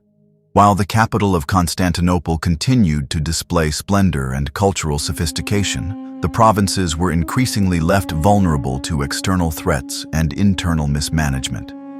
In the east, the weakening of frontier defenses became a growing concern. Turkic nomadic groups, particularly the Seljuk Turks, began pushing into Byzantine territory in Asia Minor. These incursions were initially sporadic, but as the Byzantine military presence declined, the raids grew bolder and more organized. Simultaneously, in the Balkans, the empire struggled to hold on to its recent conquests. While Bulgaria had been subdued under Basil II, local resistance simmered, and imperial administrators often acted with heavy-handedness. Over time, resentment toward Constantinople's rule increased, weakening Byzantine control over the region. Another blow came from the growing divide between the Eastern and Western Christian worlds. Tensions had been building for centuries, but during the 11th century, they reached a climax. Disputes over theology, liturgical practice, and ecclesiastical authority culminated in the Great Schism of the year 1054, when representatives of the Pope and the Patriarch of Constantinople excommunicated one another. While this act did not immediately change daily life, it symbolized a final break between the Roman Catholic and Eastern Orthodox churches, a rift that would complicate Byzantine relations with Western Europe for generations. Culturally, the 11th century was not devoid of achievement. The universities and monasteries of Constantinople remained centers of learning. Art and architecture continued to flourish, with churches built in elaborate styles and religious scholarship developing further. But these cultural accomplishments stood in sharp contrast to the decaying foundations of imperial administration and defense. One of the few emperors who attempted to reverse the decline was Romanos, the fourth Diogenes. A military man by training, Romanos sought to restore discipline to the army and to reinforce the eastern frontiers against the Seljuk Turks. He led an ambitious campaign into Asia Minor, culminating in the fateful Battle of Manzikert in the mid-11th century. At Manzikert, the Byzantine army faced off against the Seljuks under Sultan Alp Arslan. The outcome would become one of the most disastrous defeats in Byzantine history, but that event and its consequences will be explored in full in the next section. For now, it is important to understand that the events leading up to Manzikert were shaped by deeper systemic problems: court intrigue, military atrophy, and the erosion of fiscal discipline. The empire had not suddenly collapsed. It had slowly abandoned the structures that had sustained its earlier revival. The road to decline was not marked by a single catastrophe, but by a pattern of short-sighted decisions, internal divisions, and missed opportunities. The emperors of the 11th century inherited a powerful legacy, but too few possessed the vision or strength to preserve it. As a result, the empire became increasingly fragile, dependent on unreliable mercenaries, and vulnerable to the ambitions of both external enemies and internal factions. And so, on the eve of one of its greatest defeats, Byzantium was a state caught between grandeur and decay, still majestic in appearance, but hollowed out by years of negligence and overreach. By the middle of the 11th century, the Byzantine Empire stood on a precipice. Decades of internal instability, weakening military structure, and short-sighted leadership had hollowed out the institutions that had once made Byzantium a formidable power. While its court in Constantinople still displayed opulence and ceremonial splendor, its ability to project military power, particularly in Asia Minor, had drastically diminished. It was in this context that Emperor Romanos IV Diogenes, a military man with imperial ambitions, took the throne.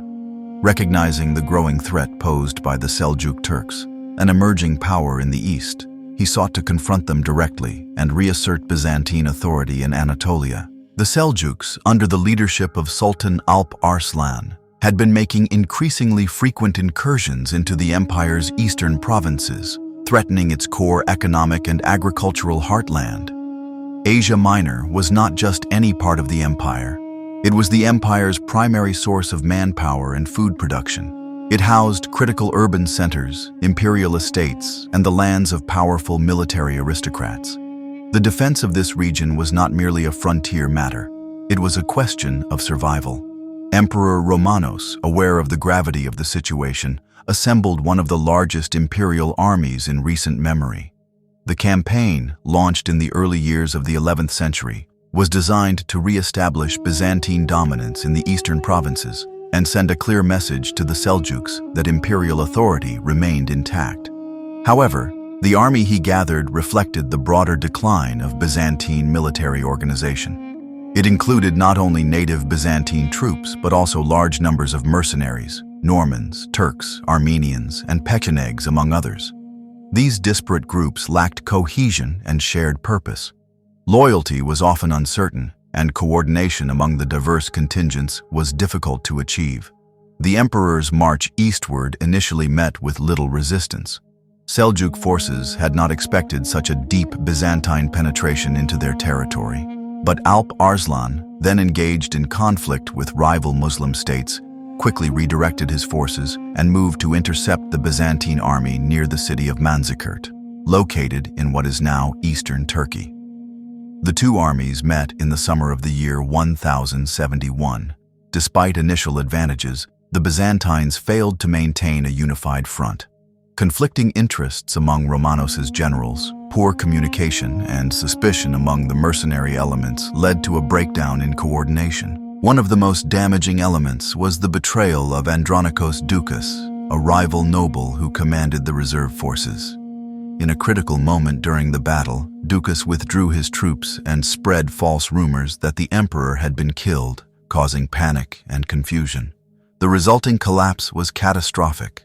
The Byzantine army was routed. Thousands of soldiers were killed or captured. Romanos himself was taken prisoner by Alp Arslan, becoming one of the few Byzantine emperors ever captured in battle. According to later accounts, Alp Arslan treated his prisoner with unexpected magnanimity.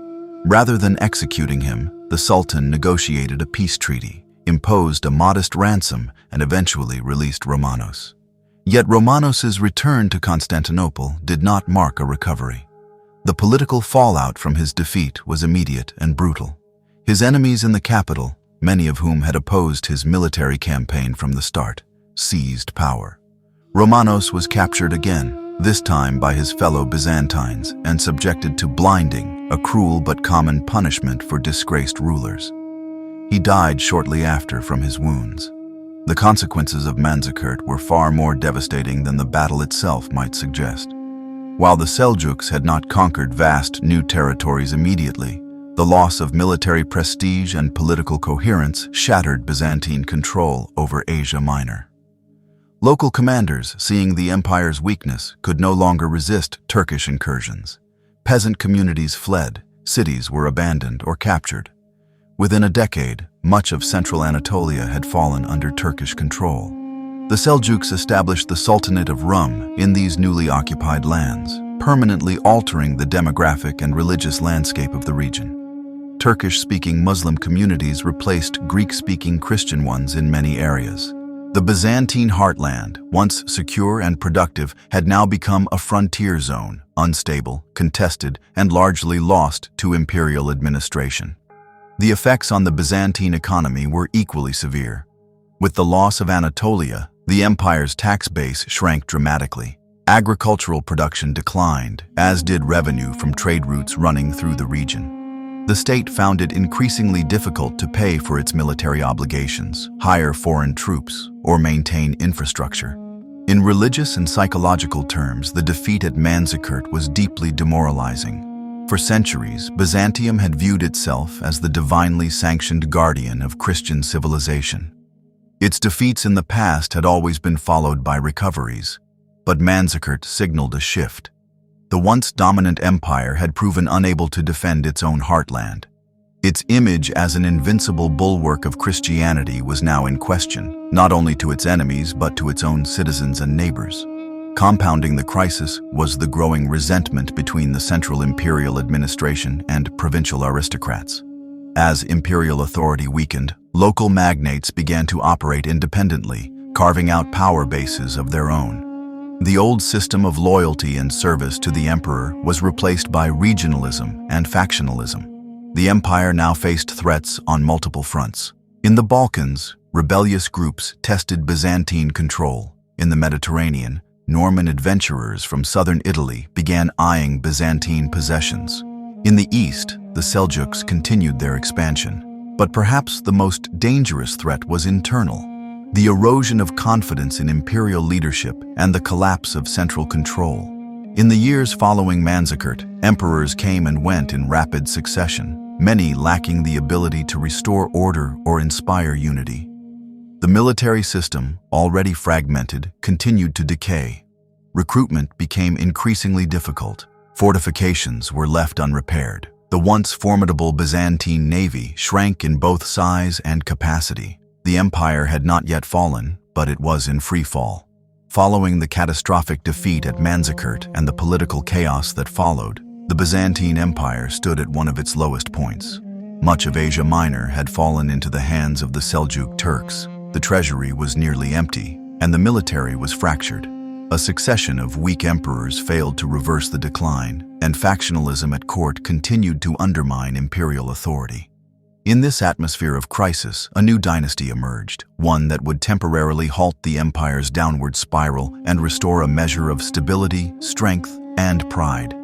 This was the Comnenian dynasty, a noble family of military origin that would dominate Byzantine politics for over a century. Their rise marked a crucial phase of recovery, known as the Comnenian Restoration, during which the empire reasserted control over parts of its lost territory, strengthened its institutions, and re-engaged with the wider Christian world. The founder of this resurgence was Alexios Komnenos, who seized the throne in the year 1081. Alexios came from a respected aristocratic family with deep military roots. At the time of his accession, the empire was facing external threats from nearly every direction. In the west, the Normans under Robert Guiscard were invading from southern Italy.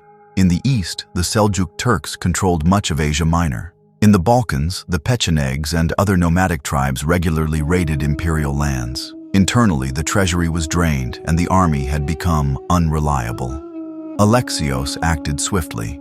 His early reign was marked by urgent efforts to consolidate power, raise funds, and rebuild the military. He turned to the church and aristocracy for support, granting privileges in exchange for loyalty. One of his more controversial decisions was to melt down church treasures to pay mercenaries, a desperate but necessary move to prevent immediate collapse. Perhaps the most consequential action of Alexios's reign came in the realm of diplomacy. Realizing that the empire could not recover Asia Minor without outside assistance, he appealed to the Latin West for military aid.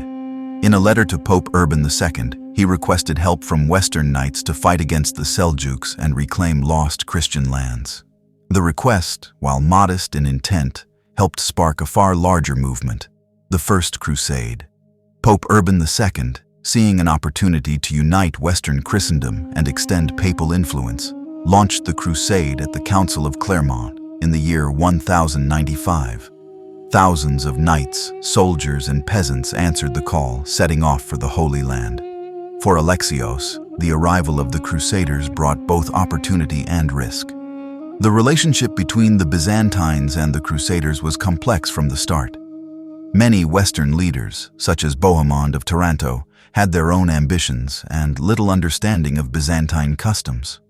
Alexios, ever cautious, required the Crusade leaders to swear oaths of loyalty and promise to return any captured territory to the empire. Though the arrangement led to tensions, it also yielded results. As the Crusaders advanced through Asia Minor, they recaptured important cities like Nicaea and Antioch, which were eventually returned, at least in theory, to Byzantine control. The First Crusade thus provided Alexios with a strategic advantage. While he did not control the entire campaign, he leveraged it to recover key territory and bolster his legitimacy. By the end of his reign, the empire had regained much of Western Asia Minor and stabilized its European borders. Alexios's achievements laid the foundation for the reign of his son, John II Komnenos, who ruled for over 2 decades. John was less flamboyant than his father, but proved to be a competent and thoughtful ruler. He continued the work of military and administrative reform, seeking to reduce corruption, strengthen the army, and re-establish imperial authority in disputed regions. Under John, the empire expanded its influence in the Balkans and launched campaigns into Anatolia and Cilicia. He was known for his personal discipline and devotion to duty, earning the respect of both the army and the court. Though his reign was not marked by major territorial conquests, he preserved the stability his father had achieved and left the empire in strong hands. That strong hand belonged to his son, Manuel I Komnenos, who ascended the throne in the mid-12th century. Manuel was a bold and energetic emperor, eager to project Byzantine power across the Mediterranean and to reassert the empire's role as a leading Christian state. His reign represented both the high point and the beginning of the limits of the Comnenian Restoration. Manuel adopted a more aggressive foreign policy than his predecessors. He intervened in Hungarian politics, conducted campaigns in southern Italy, and maintained diplomatic relations with the Crusader states, the papacy, and even the Islamic powers of the East. His court welcomed Western knights and scholars, and he often dressed in Western style, earning both admiration and suspicion from his subjects. One of his most ambitious actions was his campaign against the Normans in southern Italy. While his forces were ultimately unable to reclaim the region, the campaign demonstrated the renewed confidence of the Byzantine military. Closer to home, he waged a lengthy and ultimately inconclusive war against the Seljuks in Asia Minor.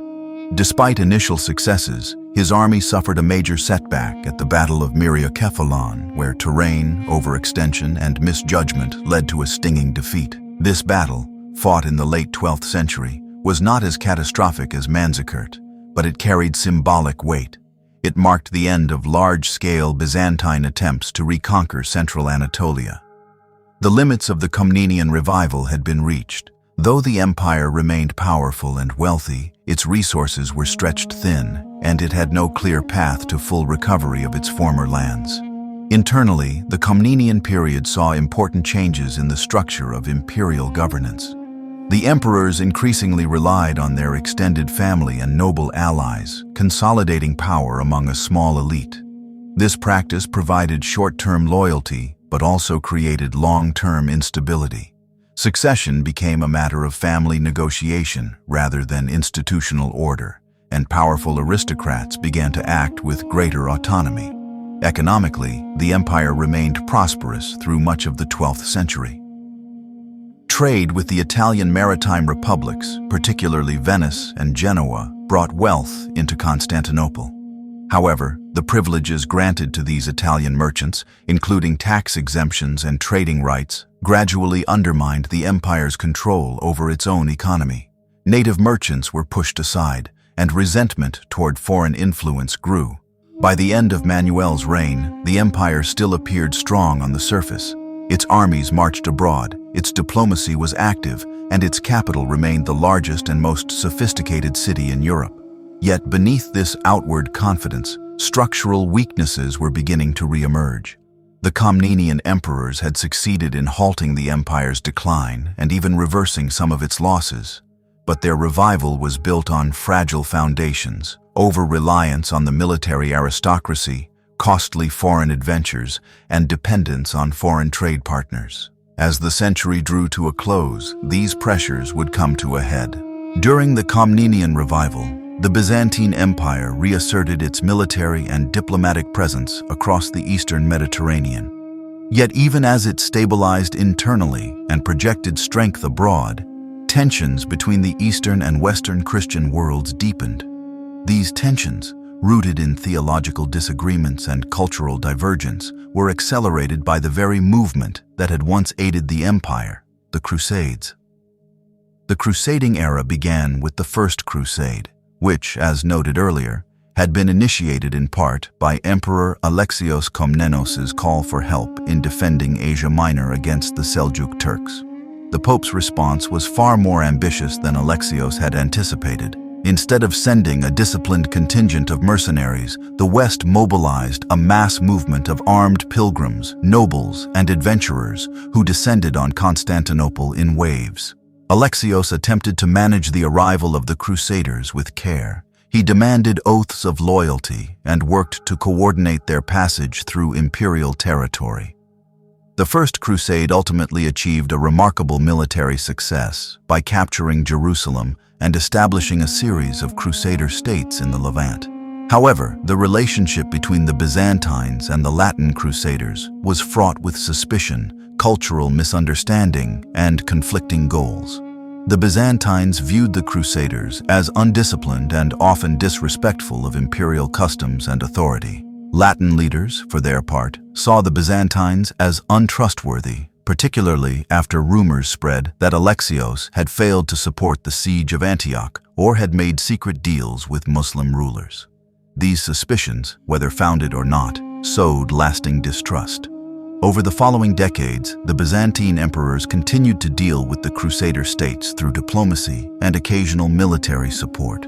Yet with each successive crusade, relations grew more complicated. The Second Crusade, launched in the mid-12th century, passed through Byzantine territory with greater hostility. The Western leaders treated Constantinople less as a partner and more as a rival power. While the crusade itself ended in failure in the Holy Land, it marked a further deterioration in East-West relations. By the time of the Third Crusade, the situation had worsened. After the fall of Jerusalem to Saladin in the late 12th century, Western Europe once again mobilized for war. Emperor Frederick Barbarossa of the Holy Roman Empire led a massive army through Byzantine territory en route to the Levant. His relationship with the Byzantines was openly hostile, and the empire viewed the passage of his forces as a potential invasion. Tensions flared, and the uneasy peace that had allowed for earlier cooperation nearly collapsed. Underneath these military episodes lay deeper causes of estrangement. The Great Schism of the mid-11th century had already formally divided the Eastern Orthodox and Roman Catholic churches. Although attempts were occasionally made to heal the breach, the theological and jurisdictional differences proved insurmountable. Disputes over papal primacy, the Filioque clause in the Nicene Creed, and liturgical practices widened the gap. Each side accused the other of heresy, and mutual excommunications had hardened religious identities. Cultural differences also fueled the divide. The Byzantines, steeped in Greek language and Orthodox tradition, viewed the Latins as uncultured and arrogant.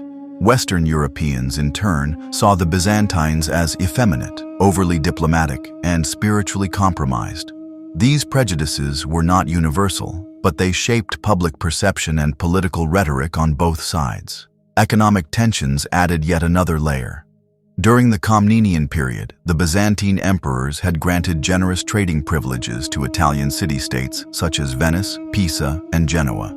These arrangements brought much-needed goods and maritime support, but also allowed foreign merchants to dominate Byzantine markets. Native traders found themselves unable to compete, and resentment against Latin merchants grew within Constantinople.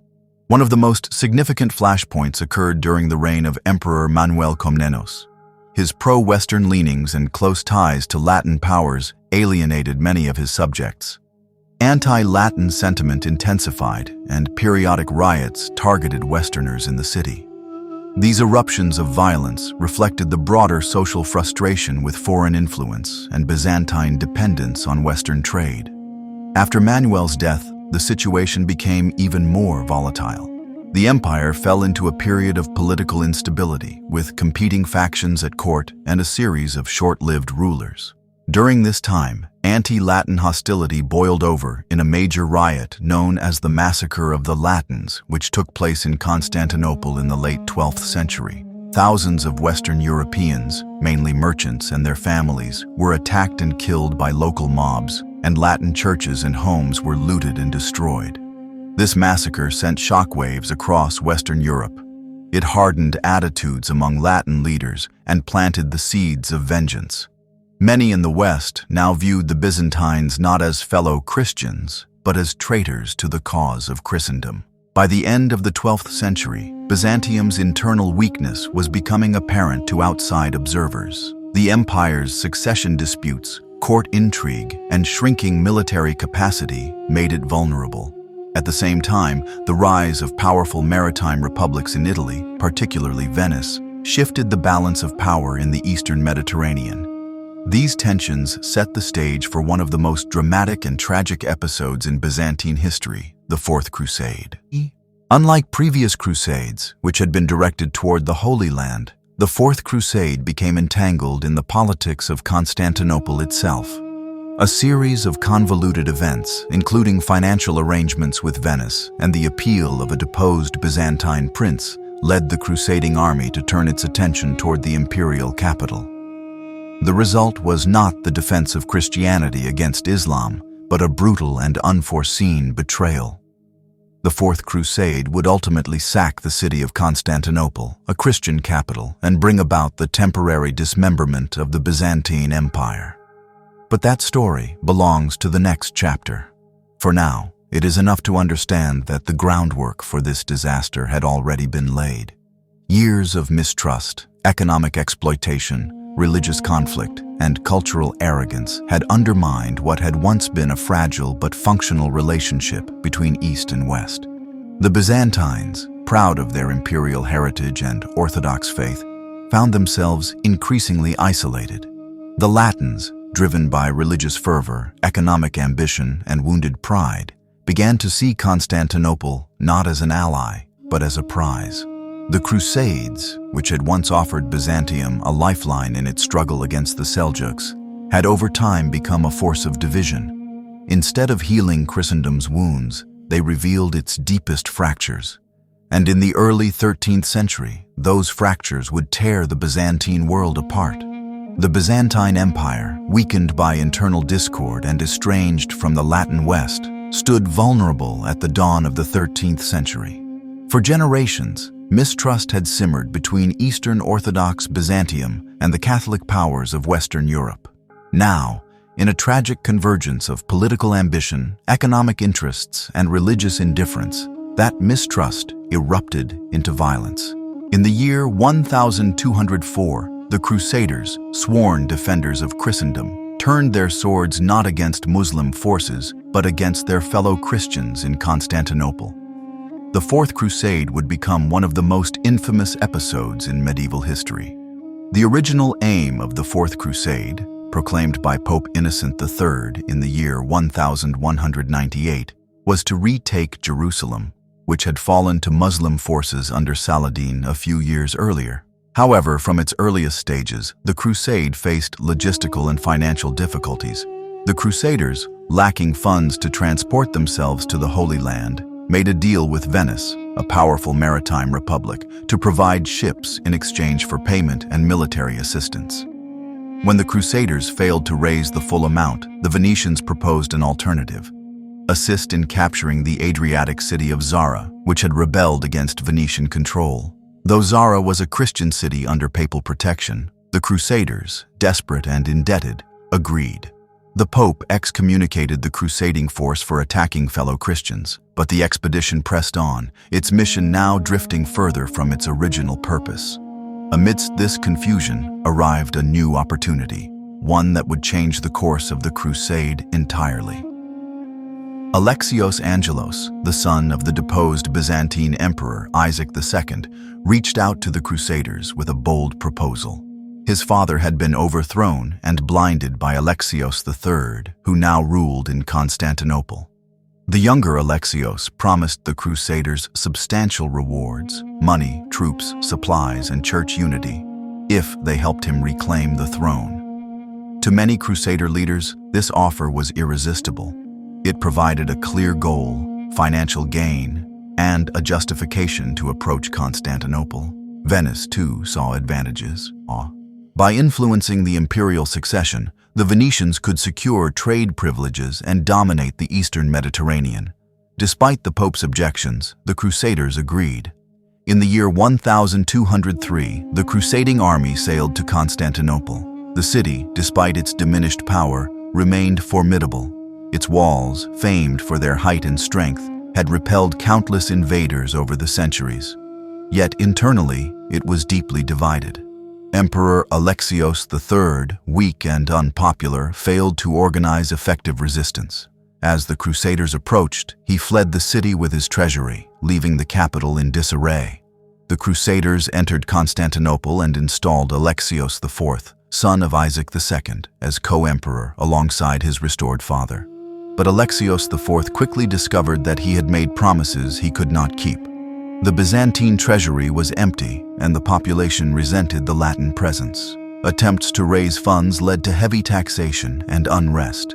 Tensions escalated between the citizens and the Crusaders, who behaved less like liberators and more like occupiers. Riots broke out in the city. Churches were looted, neighborhoods burned, and mutual hostility intensified. In the midst of the chaos, Alexios IV was overthrown by a palace coup. A court official named Doukas Mortsouflos seized power, declared himself Emperor Alexios V, and attempted to drive out the Crusaders. This act sealed the fate of Constantinople. With their ally dead and their promises unpaid, The Crusaders, already frustrated and running low on provisions, prepared to take the city by force. On the 9th of April in the year 1204, the Crusaders launched a full assault. After several days of fighting, they breached the walls. On the 12th of April, they entered the city. What followed was not a military occupation, it was a sack. For 3 days, Constantinople was subjected to looting, arson, and violence. Churches were stripped of their relics and treasures. Sacred icons were smashed, altars desecrated, and priceless manuscripts burned. The Hagia Sophia, once the heart of Orthodox Christianity, was violated and converted into a temporary Latin cathedral. Gold and silver were ripped from palaces, monasteries, and tombs. Soldiers rampaged through the streets, stealing, destroying, and committing atrocities. Accounts from the time, both Latin and Greek, describe the horror with sorrow and shame. Even some of the Crusaders were appalled by the destruction, yet others reveled in their plunder. The Venetians, more disciplined than their Crusader allies, carefully seized valuable relics and artworks, many of which were transported back to Venice, where they remain to this day. By the end of the sack, the Queen of Cities lay in ruins. The architectural and artistic glory of Constantinople, built over centuries, had been gutted in a matter of days. The damage was not merely physical, it was civilizational. A great center of Orthodox Christianity and Roman imperial tradition had been desecrated by fellow Christians. The schism between East and West, already formalized in doctrine, was now violently realized in action. In the aftermath, the Crusaders established a Latin empire in place of the Byzantine state. Baldwin of Flanders was crowned Emperor of Constantinople, and Latin nobles divided Byzantine territory among themselves. The Orthodox clergy were displaced, and the Latin Church attempted to impose its authority on the Eastern Christians. However, the Latin Empire proved to be a weak and unstable creation. It lacked legitimacy among the local population, struggled to hold territory, and faced constant resistance from surviving Byzantine successor states. Chief among these were the Empire of Nicaea, the Despotate of Epirus, and the Empire of Trebizond, all founded by Byzantine nobles and military leaders who refused to accept the loss of their world. Of these, the Empire of Nicaea emerged as the most powerful. From this stronghold in Western Asia Minor, the Nicaean emperors would gradually reclaim territory, rebuild institutions, and preserve Byzantine traditions in exile. Over the next few decades, they would mount the long struggle to restore the fallen empire. The Fourth Crusade marked a definitive rupture in medieval history. It ended the Byzantine Empire as it had been known for nearly a millennium and replaced it with a fragile Latin creation. It devastated Constantinople's infrastructure, economy, and morale. It destroyed the possibility of reconciliation between Eastern and Western Christianity for centuries. To the Orthodox world, the sack of Constantinople was not simply a betrayal, it was a trauma. The memory of that violence would shape Eastern attitudes toward the West long after the Latin Empire had collapsed. It served as a bitter reminder that, in the politics of empires and faiths, betrayal can sometimes come from within the same household. In the aftermath of the sack of Constantinople in the year 1204, the Byzantine world did not vanish, but it fractured. While the Latin Crusaders and Venetian merchants carved up the empire's heartlands and installed a short-lived Latin empire in the capital, 3 main Byzantine successor states emerged from the wreckage, each claiming to be the legitimate heir to the Roman tradition. These were the Empire of Nicaea, the Empire of Trebizond, and the Despotate of Epirus. This period, often referred to as the time of exile, was not just a political fragmentation. It was a struggle for survival, continuity, and legitimacy. For more than half a century, Byzantine nobles, generals, and clergy worked to preserve the cultural and religious heritage of Byzantium in exile, all while planning the reconquest of Constantinople. The Empire of Trebizond was the first to be established. Located on the southeastern coast of the Black Sea, it was founded by 2 grandsons of Emperor Andronikos I, Alexios and David Komnenos, just before the fall of Constantinople. Though isolated and relatively small, Trebizond managed to maintain its independence due to its strong fortifications, strategic trading position, and distance from the Latin-controlled territories. Trebizond would endure as a regional power well into the 15th century, though it never posed a serious challenge to reclaim Constantinople. To the west, in the region of Epirus, another Greek polity took shape under Michael Komnenos Doukas, a member of the extended imperial family. The despotate of Epirus quickly expanded its influence across western Greece and parts of the Balkans. It developed its own political and military structures, maintained an orthodox identity, and at times rivaled other successor states in claiming imperial authority. However, the most significant of these successor states was the Empire of Nicaea, founded by Theodore I Lascaris, the son-in-law of the last Byzantine emperor before the Latin conquest. Escaping the destruction of Constantinople, Theodore established his court in Nicaea, a city in northwestern Asia Minor. From there, he gathered loyal administrators, clergy, and soldiers, laying the foundation for a new Byzantine polity. Unlike Trebizond and Epirus, Nicaea possessed the resources, population, and proximity necessary to challenge the Latin Empire directly. Theodore I carefully built alliances with local rulers, fortified key cities, and reconstituted the structures of Byzantine administration. He also maintained close cooperation with the Orthodox Church, which had been displaced from Constantinople and now found a new home in Nicaea. In the absence of a patriarch in Constantinople, a new ecumenical patriarch was appointed in exile. This move underscored the Nicaean emperor's claim to legitimacy. They positioned themselves not merely as regional rulers, but as the continuation of the Byzantine imperial tradition. Though their capital was now Nicaea, their eyes remained fixed on Constantinople. Theodore's successors continued to expand Nicaea's power. His son-in-law, John III Doukas Vatatzes, ruled with a combination of military skill and administrative reform. Under John's leadership, the Empire of Nicaea consolidated control over much of Western Asia Minor and gradually pushed into European territory, reclaiming lands from the weakened Latin Empire. John III also pursued a policy of cultural preservation and economic recovery. He supported agriculture, trade, and education. Monasteries and schools flourished, and manuscripts were copied and preserved. Even in exile, Byzantine intellectual life endured. John's reign saw the creation of a functioning court, a trained army, and a stable bureaucracy, essential components for any future reconquest. Meanwhile, relations between the three Greek successor states were complex. At times, they cooperated against the Latin occupiers. At other times, they competed for recognition and territory. The despotate of Epirus, in particular, grew ambitious under its leader Theodore Komnenos Doukas, who declared himself emperor and even occupied Thessalonica, once the empire's second city. For a time, it seemed that Epirus might beat Nicaea in reclaiming Constantinople. However, a crushing military defeat against the Bulgarians halted its rise, and Nicaea regained the upper hand. The Latin Empire in Constantinople, though triumphant in its early days, struggled to maintain control. It faced constant pressure from surrounding enemies, internal instability, and limited resources. The Latin rulers never succeeded in securing the loyalty of the local Orthodox population, and their efforts to Latinize the Church only deepened resentment. Constantinople itself suffered from economic decline and population loss during this period, a shadow of its former self.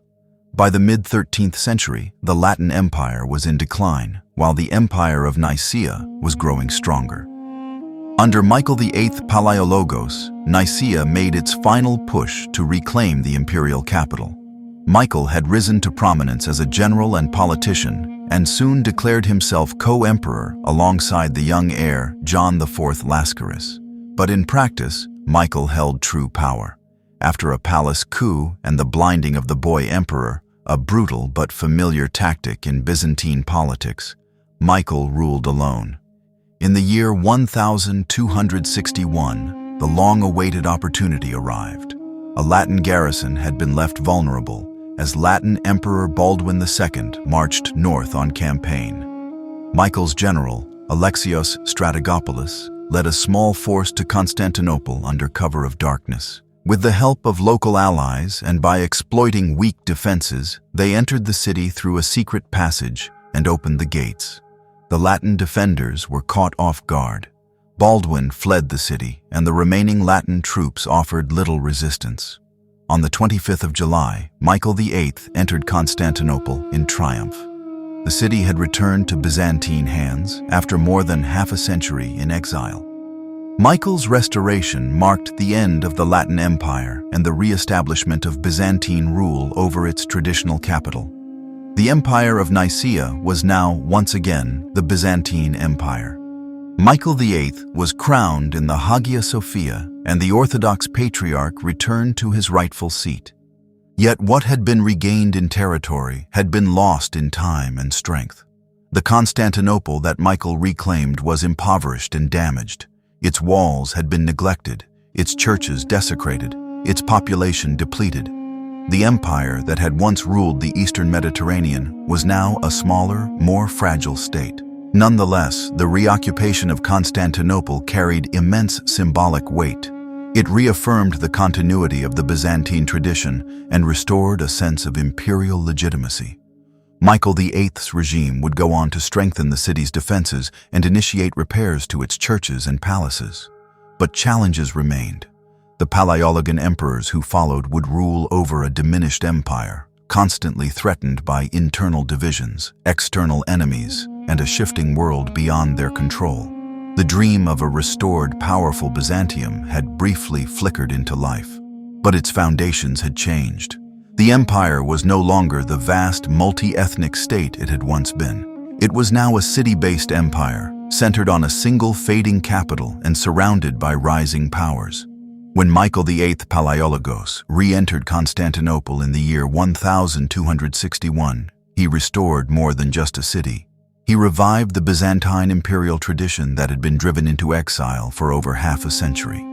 The Latin occupation had ended, and once again, the double-headed eagle of Byzantium flew above the capital of the Eastern Roman Empire. Yet, this restoration was, in many ways, only symbolic. The empire Michael inherited bore little resemblance to the powerful state that had once spanned 3 continents. Its treasury was empty, its territories were fragmented, its population had shrunk. The city itself, once the largest and richest in the Christian world, was now partially in ruins. Michael's triumph was real, but it marked the beginning of a slow and painful decline that would stretch over 2 centuries. Michael VIII moved quickly to consolidate power and defend the empire's fragile gains. He repaired the city's walls, recalled Orthodox clergy, and initiated efforts to restore public buildings and churches damaged during the Latin occupation. But his reign was overshadowed by threats on multiple fronts. To the west, the Latin states in Greece and the Aegean, remnants of the Crusader conquest, remained hostile. Venice, enraged by the loss of its privileges under Latin rule, now viewed the restored Byzantium as a commercial and political rival. To the north, the rising Serbian kingdom expanded rapidly, challenging Byzantine influence in the Balkans. And in Asia Minor, Turkish beyliks, small independent principalities formed after the fragmentation of the Seljuk Sultanate, pressed into former Byzantine territory. Michael's efforts to secure the empire diplomatically brought him into uneasy relations with the Catholic West. In a controversial move, he sought union with the Roman Church, hoping to gain Western support against potential invasions. The Union of Lions, proclaimed in the year 1274, formally recognized the Pope's authority. However, the union was deeply unpopular in Byzantium. The Orthodox clergy and laity rejected papal supremacy, and the agreement was seen as a betrayal of the faith. Michael faced widespread opposition and unrest. Despite his diplomatic maneuvering and military campaigns, Michael was unable to recover many of the former imperial lands. His successors would inherit a realm that, while centered once again on Constantinople, was surrounded by growing threats and eroding internally. The Palaiologan dynasty continued to rule Byzantium from Constantinople for nearly 2 centuries. While emperors such as Andronicus II and Andronicus III attempted administrative reforms and military campaigns, they faced constant setbacks. The empire became increasingly reliant on mercenary forces, particularly Catalan companies and Turkish auxiliaries, whose loyalties were often questionable. Civil wars further weakened the state. The 14th century witnessed a series of internal conflicts, particularly the civil war between Andronicus II and his grandson Andronicus III. The result was the further decentralization of authority and the empowerment of local magnates. The state apparatus that once projected imperial will across provinces was now hollowed out. Local warlords, monasteries, and foreign merchants often wielded more influence than the emperor himself.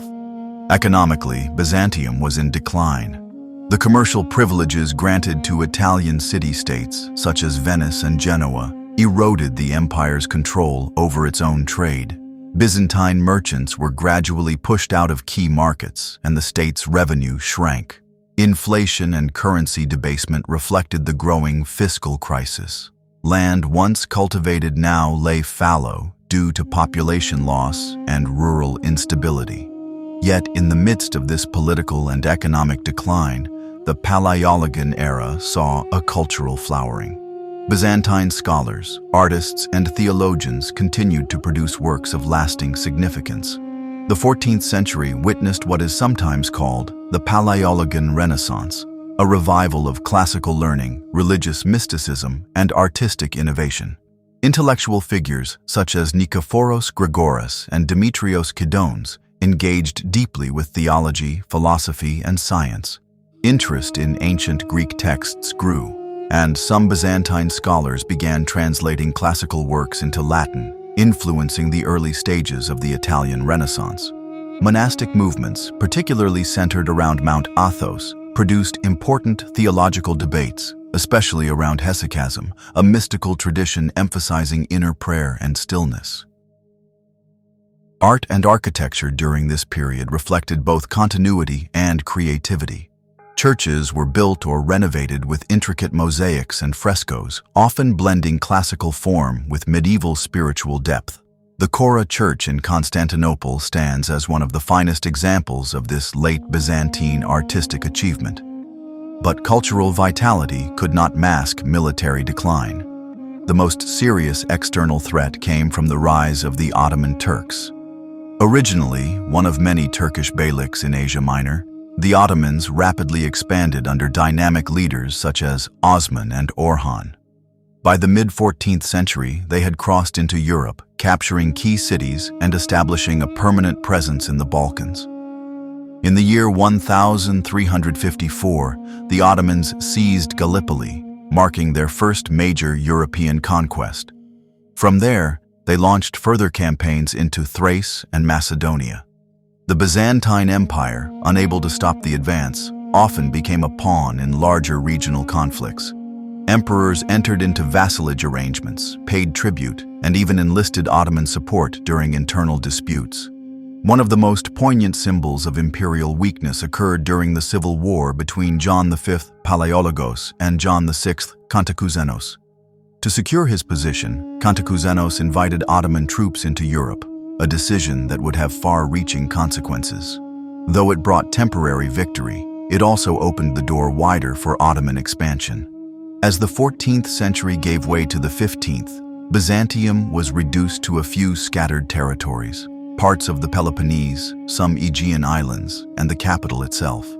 Constantinople, once the heart of a vast empire, was now a city barely able to feed itself, surrounded by Ottoman lands on all sides. The walls still stood, the Hagia Sophia still gleamed, and the emperor still wore purple. But the world around had changed. Diplomatically, the Palaiologan emperors made desperate attempts to secure Western aid. They offered church union once again, as at the Council of Florence in the mid-15th century. Some Latin leaders expressed sympathy and offered small military detachments, but the age of crusades was over, and Western Europe was increasingly preoccupied with its own internal developments, including the 100 Years' War and the Renaissance. Internally, debates over church union divided the population. Many Orthodox believers refused to accept Latin theological authority, even if it meant the loss of the empire. They believed spiritual integrity mattered more than political survival. The last decades of the Palaeologan dynasty were marked by a heroic but doomed effort to preserve an ancient legacy. The emperors still sent envoys abroad, the patriarchs still conducted services in the Hagia Sophia, and the people still called themselves Romans. But the time of Rome in the East was nearing its end. By the dawn of the 15th century, the Byzantine Empire had shrunk to a shadow of its former self. Constantinople remained its capital, but the empire's territory was now limited to scattered enclaves. A few parts of the Peloponnese, some coastal towns, a handful of islands, and the city itself. The rest of the once great empire had been carved up by Latin powers, absorbed into Balkan kingdoms, or, more significantly, taken by the Ottomans, a rising force whose ambitions reached far beyond Anatolia. The Ottoman Turks, originally a small frontier principality in northwest Asia Minor, had grown rapidly over the previous century. Under the leadership of dynamic and pragmatic rulers such as Osman, Orhan, Murad I, and Bayezid I, they developed from a tribal state into a centralized, expanding empire. Their military prowess, flexible use of both cavalry and infantry, and pragmatic incorporation of conquered peoples gave them a significant edge over their rivals. Unlike the fragmented Latin states or the weakened Byzantine administration, the Ottomans offered political stability, religious tolerance within their Islamic framework, and effective administration. They were not merely conquerors, they were empire builders, and they were positioning themselves as the inheritors of regional power. By the time of Sultan Murad II's reign, the Ottomans had firmly established themselves in southeastern Europe. They had captured Adrianople, Edirne, made it their European capital, and pushed deep into the Balkans. Serbian, Bulgarian, and Albanian resistance had been largely crushed or subdued, with occasional flare-ups led by charismatic leaders such as Skanderbeg. But no regional force had the means to decisively push back Ottoman expansion. For the Byzantines, the Ottomans were both enemy and, paradoxically, occasional ally. Desperate for survival, Byzantine emperors, including John V and later his son Manuel II, sought to navigate the Ottoman threat through diplomacy, tribute, and strategic marriages. The empire often submitted to vassalage, paying annual payments in gold and even sending noble children, including imperial sons, to serve in the Ottoman court as hostages or administrators. These arrangements, while buying time, came at the cost of autonomy and dignity. Constantinople increasingly resembled a besieged outpost surrounded by Ottoman territory. Its economy, population, and morale steadily declined, while the splendor of the imperial court became more symbolic than substantive. The Ottoman threat briefly receded during the reign of Bayezid I due to an extraordinary event, the invasion of Anatolia by Timur, the Central Asian conqueror also known as Tamerlane. In the early years of the 15th century, Timur's forces defeated Bayezid at the Battle of Ankara, capturing the Sultan and plunging the Ottoman realm into a period of internal strife known as the Interregnum. This unexpected Ottoman crisis gave Byzantium a temporary reprieve. During this time, Emperor Manuel II even embarked on an unprecedented diplomatic mission to Western Europe, becoming the first Byzantine emperor in centuries to travel through Italian and French cities. He sought military aid, financial support, and spiritual unity, offering once again to submit the Orthodox Church to Rome in exchange for protection. While he was received with curiosity and honor, practical assistance was minimal. Western Europe was absorbed in its own conflicts, including the 100 Years' War and political disputes within the Holy Roman Empire. Though some minor expeditions were sent to aid Constantinople, they were never sufficient to alter the balance of power. The Ottomans eventually recovered under Mehmed I and, more decisively, under Murad II. The interregnum ended, and the Sultanate was re-established stronger than before. Murad resumed campaigns in the Balkans and tightened Ottoman control around Constantinople. The empire was now being slowly strangled. As the 15th century advanced, Byzantium's internal situation worsened. Religious divisions deepened, particularly around the question of union with Rome. Emperors, such as John VIII, pursued the path of reconciliation, attending the Council of Florence in hopes of securing Western aid. At this council, the Orthodox delegation agreed to doctrinal concessions, including the recognition of papal primacy and the controversial Filioque clause. The agreement, however, was met with outrage back in Constantinople. The majority of the population, led by monks, clergy, and influential theologians, rejected the union. They viewed the Latin Church as corrupt, arrogant, and spiritually compromised. To many Byzantines, union meant betrayal of their faith and heritage. The phrase, "better the turban of the Turk than the tiara of the Pope," began to circulate, expressing a grim preference for Islamic rule over submission to Rome.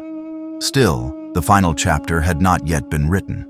In the middle of the 15th century, a new sultan came to power, young, brilliant, and utterly determined to take Constantinople. His name was Mehmed II. When Mehmed ascended the throne, he was barely into his 20s. But despite his youth, he demonstrated political skill, military ambition, and a deep understanding of history. He saw himself not merely as a conqueror, but as a world emperor in the Roman tradition. Taking Constantinople, the historic capital of the Eastern Roman Empire, was essential to his vision. Mehmed began his preparations in earnest.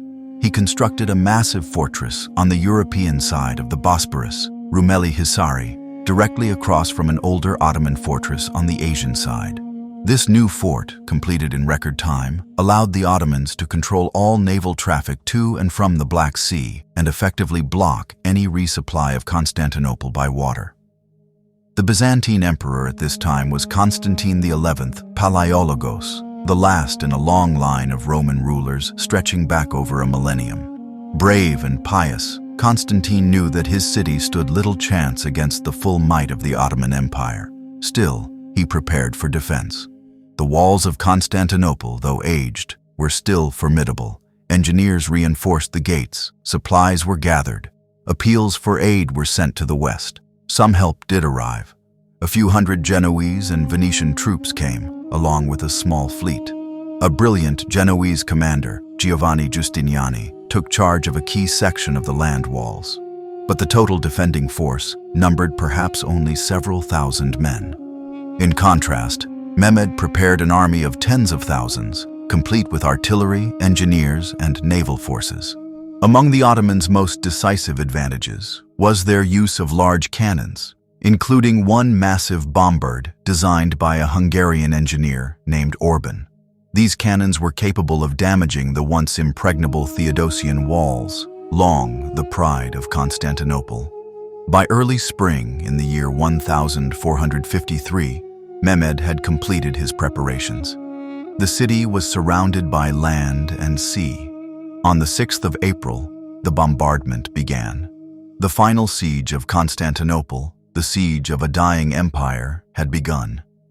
As the spring of the year 1453 unfolded, the final days of the Byzantine Empire approached. Constantinople, once the dazzling capital of the Eastern Roman world, stood surrounded by the mighty forces of Sultan Mehmed II. The siege that was now beginning would not only bring an end to Byzantium, but would also mark the close of the medieval world and the rise of a new imperial power, the Ottoman Empire. Inside the city, Emperor Constantine XI Palaiologos knew the odds were grim. The defenders of Constantinople, a mixture of Byzantine citizens, foreign volunteers, and Genoese mercenaries, numbered perhaps only 7,000 to 8,000 men.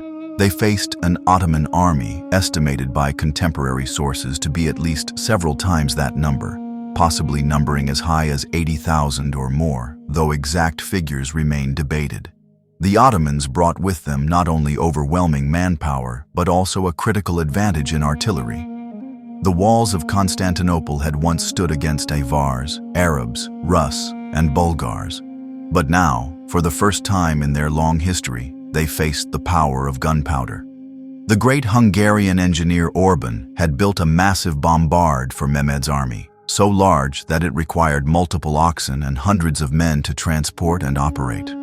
Alongside smaller cannons, this artillery unleashed a thunderous barrage upon the ancient Theodosian walls. Beginning on the 6th of April, the bombardment shook the foundations of the city.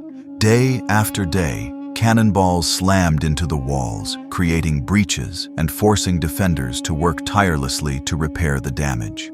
At night, the Byzantines and their allies would rebuild damaged sections under the cover of darkness.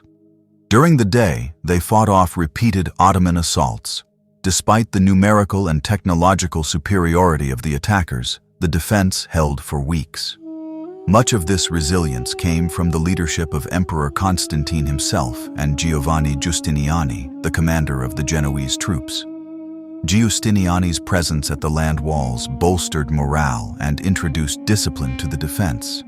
His contingent guarded the most vulnerable parts of the western wall, particularly near the St. Romanus Gate, where the bombardment was heaviest. Meanwhile, at sea, the small Byzantine fleet, along with a handful of Genoese and Venetian ships, attempted to maintain control of the Golden Horn, the vital waterway separating the main city from the northern suburb of Galata. Mehmed, frustrated by his inability to breach the sea defenses, devised a bold and unexpected plan. In a feat of engineering and determination, he had dozens of ships hauled overland across greased logs from the Bosporus, bypassing the massive chain that protected the mouth of the Golden Horn. Ottoman ships emerged behind the Byzantine defenses, creating panic within the city and placing additional pressure on the defenders. Still, the city held. Appeals for help to the west had been sent, and while the Pope had promised assistance, only a few small contingents arrived. The bulk of Western Europe remained preoccupied with its own affairs. The recently concluded Hundred Years' War, internal conflicts within the Holy Roman Empire, and other regional concerns prevented any coordinated rescue effort. Inside Constantinople, morale fluctuated. The population of the city had dwindled over the past century, and many of its neighborhoods now stood empty. Churches were filled with people praying for deliverance. Religious processions wound through the streets. Relics were carried along the walls, and divine intervention was pleaded for at every turn. By late May, the situation grew critical. Giustiniani was seriously wounded during an attack and had to be carried from the walls. His departure caused confusion and dismay among the defenders. Emperor Constantine, recognizing the end was near, made preparations for one final stand. According to tradition, on the evening of the 28th of May, the emperor attended a final service in the Hagia Sophia. There, surrounded by nobles, soldiers, and citizens, he received communion, asked forgiveness from his subjects, and then departed for the walls. It was a solemn farewell, both to his people and to the city that had been the heart of the Eastern Roman Empire for over 1,000 years. In the early hours of the 29th of May, under cover of darkness and fog, the Ottomans launched their final assault. Waves of troops advanced toward the breaches. The defenders, though exhausted, resisted fiercely. But the sheer numbers and pressure proved too great. One by one, the walls were overwhelmed. At the St. Romanus Gate, Ottoman troops broke through. Emperor Constantine is believed to have cast aside his imperial regalia and fought as a common soldier. His exact fate remains uncertain, but he was likely killed in the melee, his body later identified by the imperial purple boots he wore. His death marked the symbolic end of the empire. As Ottoman soldiers poured into the city, chaos ensued. The defenders were cut down, churches were looted, and citizens were taken prisoner. According to tradition, Sultan Mehmed allowed his troops a period of looting, as was customary in the medieval world. The Hagia Sophia, once the most revered church in Eastern Christendom, was stormed, its priests interrupted in mid-service, and its treasures taken. Later, Mehmed would convert it into a mosque, preserving its structure but transforming its function. By midday, the fighting subsided. Sultan Mehmed II entered the city, reportedly riding through the streets of the ruined capital and arriving at the Hagia Sophia. There, he ordered an end to the pillaging and declared the city under his protection. He recognized the value of Constantinople, not just as a military conquest, but as the symbolic and strategic center of a new empire. In the days that followed, Mehmed began the work of rebuilding and repopulating the city. He invited people of various backgrounds, Muslims, Christians, and Jews, to settle there. He re-established the Orthodox Patriarchate, albeit under Ottoman oversight, and allowed Christian worship to continue alongside Islamic governance. Constantinople would become the capital of the Ottoman Empire and, eventually, one of the great cities of the early modern world. For the Byzantine Empire, the fall of Constantinople marked the end of a historical arc that had begun over a millennium earlier. Founded by Constantine the Great as the New Rome, the city had stood as a bridge between ancient and medieval, East and West, Roman and Orthodox. Through centuries of war, plague, renewal, and decline, it had preserved Roman law, Greek philosophy, and Christian faith. Its final fall did not erase its legacy. Byzantine art, theology, and scholarship would influence the Renaissance, particularly through exiled scholars who fled to Italy. The Orthodox Church, though politically subordinated, survived and maintained its traditions. And the idea of the empire, that blend of Roman governance, Christian universalism, and Hellenic culture, would live on in memory, liturgy, and political thought. When the last walls fell and the last emperor died, it was not merely a city that changed hands. It was the end of a world, but it was also the beginning of another. The story of the Byzantine Empire is one of endurance, adaptation, and transformation. Born in the late Roman world, tested by Persians, Arabs, Crusaders, and Turks, Byzantium preserved and reshaped classical civilization for over 1,000 years. Its fall was tragic, but its legacy remains. This concludes the story of Byzantium, not merely as a fallen empire, but as a civilization that carried the light of Rome through the darkness and passed it on to the world that followed.